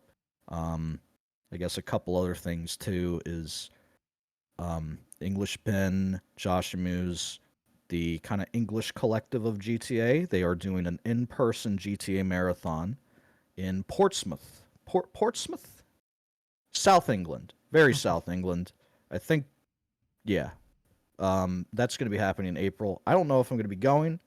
What I do know is I'm so proud of those guys for taking that step. That's huge. That's a lot of work, and especially now with kind of the nexus of European speedrunning being in, I don't know, we don't know what's going on there really with ESA or what's going to happen. Are we going to have like uh we're going to have an event step up and say like we're the new Europe home? It probably wouldn't be Grand Theft Auto Marathon, but you still got like UKSG out there and BSG and all that. And Speedons. Do you know anything about them? I guess not. They're a French speedrunning event Is that that's the like, event that's getting restreamed in English at GDQ? yeah, yeah. Okay, yeah, then yeah. I briefly heard about it. Yeah, they do really well apparently. So, maybe a Speedons. But yeah, I'm excited for my community to keep making magic happen, even if, because a lot of GTA was associated with ESA. So to lose that is to lose a lot. But that's why they came to GDQ, because we don't know what's going on there. And that's why they're doing GTA Marathon now, I guess, in person, is because it seems like a logical next step. And, you know, English Ben and Josh, these are guys that are like career guys. This is what they do. This is what they want to do. For me, I I just don't think I have that energy, frankly. Again, being somebody who has historically drifted around and maybe is doing so here, but in a different sort of sense. Hitting go live and streaming for year on year, day after day after day. I don't know. I feel like I gotta grow in a different direction. So while I wouldn't describe myself as like a careerist in that sense. Um, I know the importance of supporting those that want to make it in this space in that way. So your English Bens, your Josh Muses, et cetera, et cetera. Your Bobbies, people like that, people that want to make speedrunning their thing, and I support that in every way I can. As somebody who's been there, did that for a brief bit of time, and has been around long enough to hop on a podcast with the incredible GTAs of Super Mario Brothers fame, I guess, and join this incredible list of people you have spoken to. Um, that's a privilege, and I appreciate it. So, um, thanks for inviting me on and letting me run my mouth for like 3.5 hours. No problem. I appreciate it. Yeah, no, it's been fun.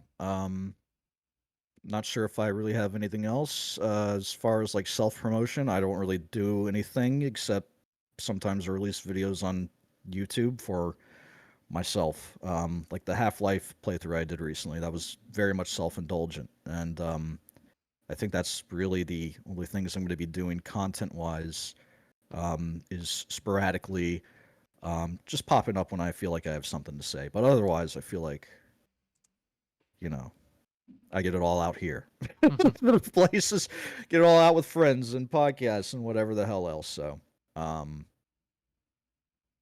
at the very least, I hope it's been valuable. Mhm. That's all I can hope for. Yep. And then just any future plans or anything on the horizon. Um, I think where I see myself going from here. I've always been a creative person. Um, I've I've dabbled in a few different mediums. Like I mentioned, video, audio, music, writing. Um, I was going to be published once. Was going to be published once. Didn't happen. And in the last couple years of my life, I feel like I've gotten away from that, kind of by necessity, because I spend a lot of time working for a company now, and that pays the bills, but it sucks a lot of time and energy. So, what I want to do is get back to a place where I can create again. Um, and in the meantime, I got events to go to. I have things to celebrate. I have things to look forward to. But also, um, what does creating again look like for me? For me, I think that means, you know, writing or world building or game design or something like that. To me, um, I've uncovered a lot of stones in speedrunning uh, as a performance, as a competitive medium, as a creative one. I've done videos and all that, and I would say at this point, what I would want to do is something a little more personal, something that's something that's more expressive of me. And like, okay, speedrunning has a lot of skill expression, but what I'm trying to say is like something evocative. I don't know. Some I want to do that. I think I want to make something that can evoke feeling.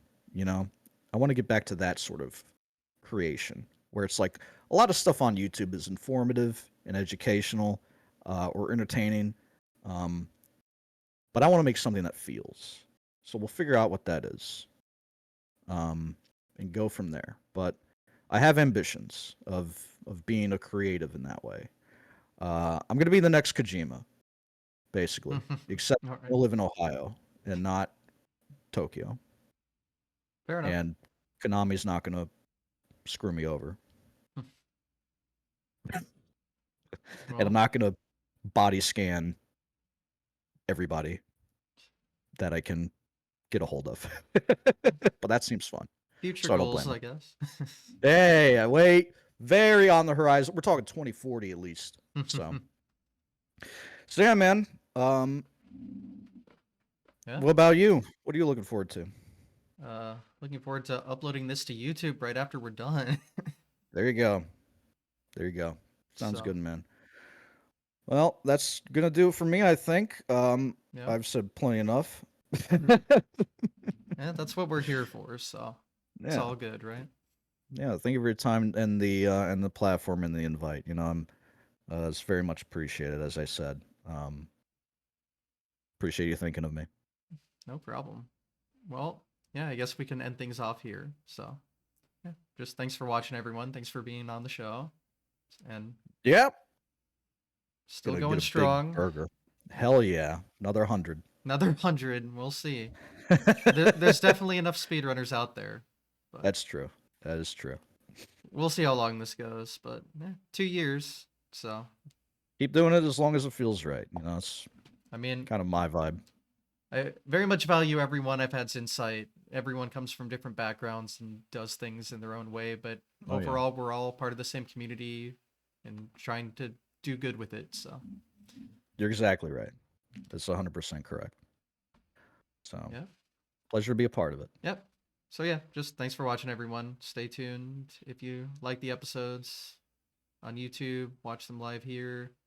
And yeah, appreciate it. All right. All Take right. care, everyone. Thank Bye. you.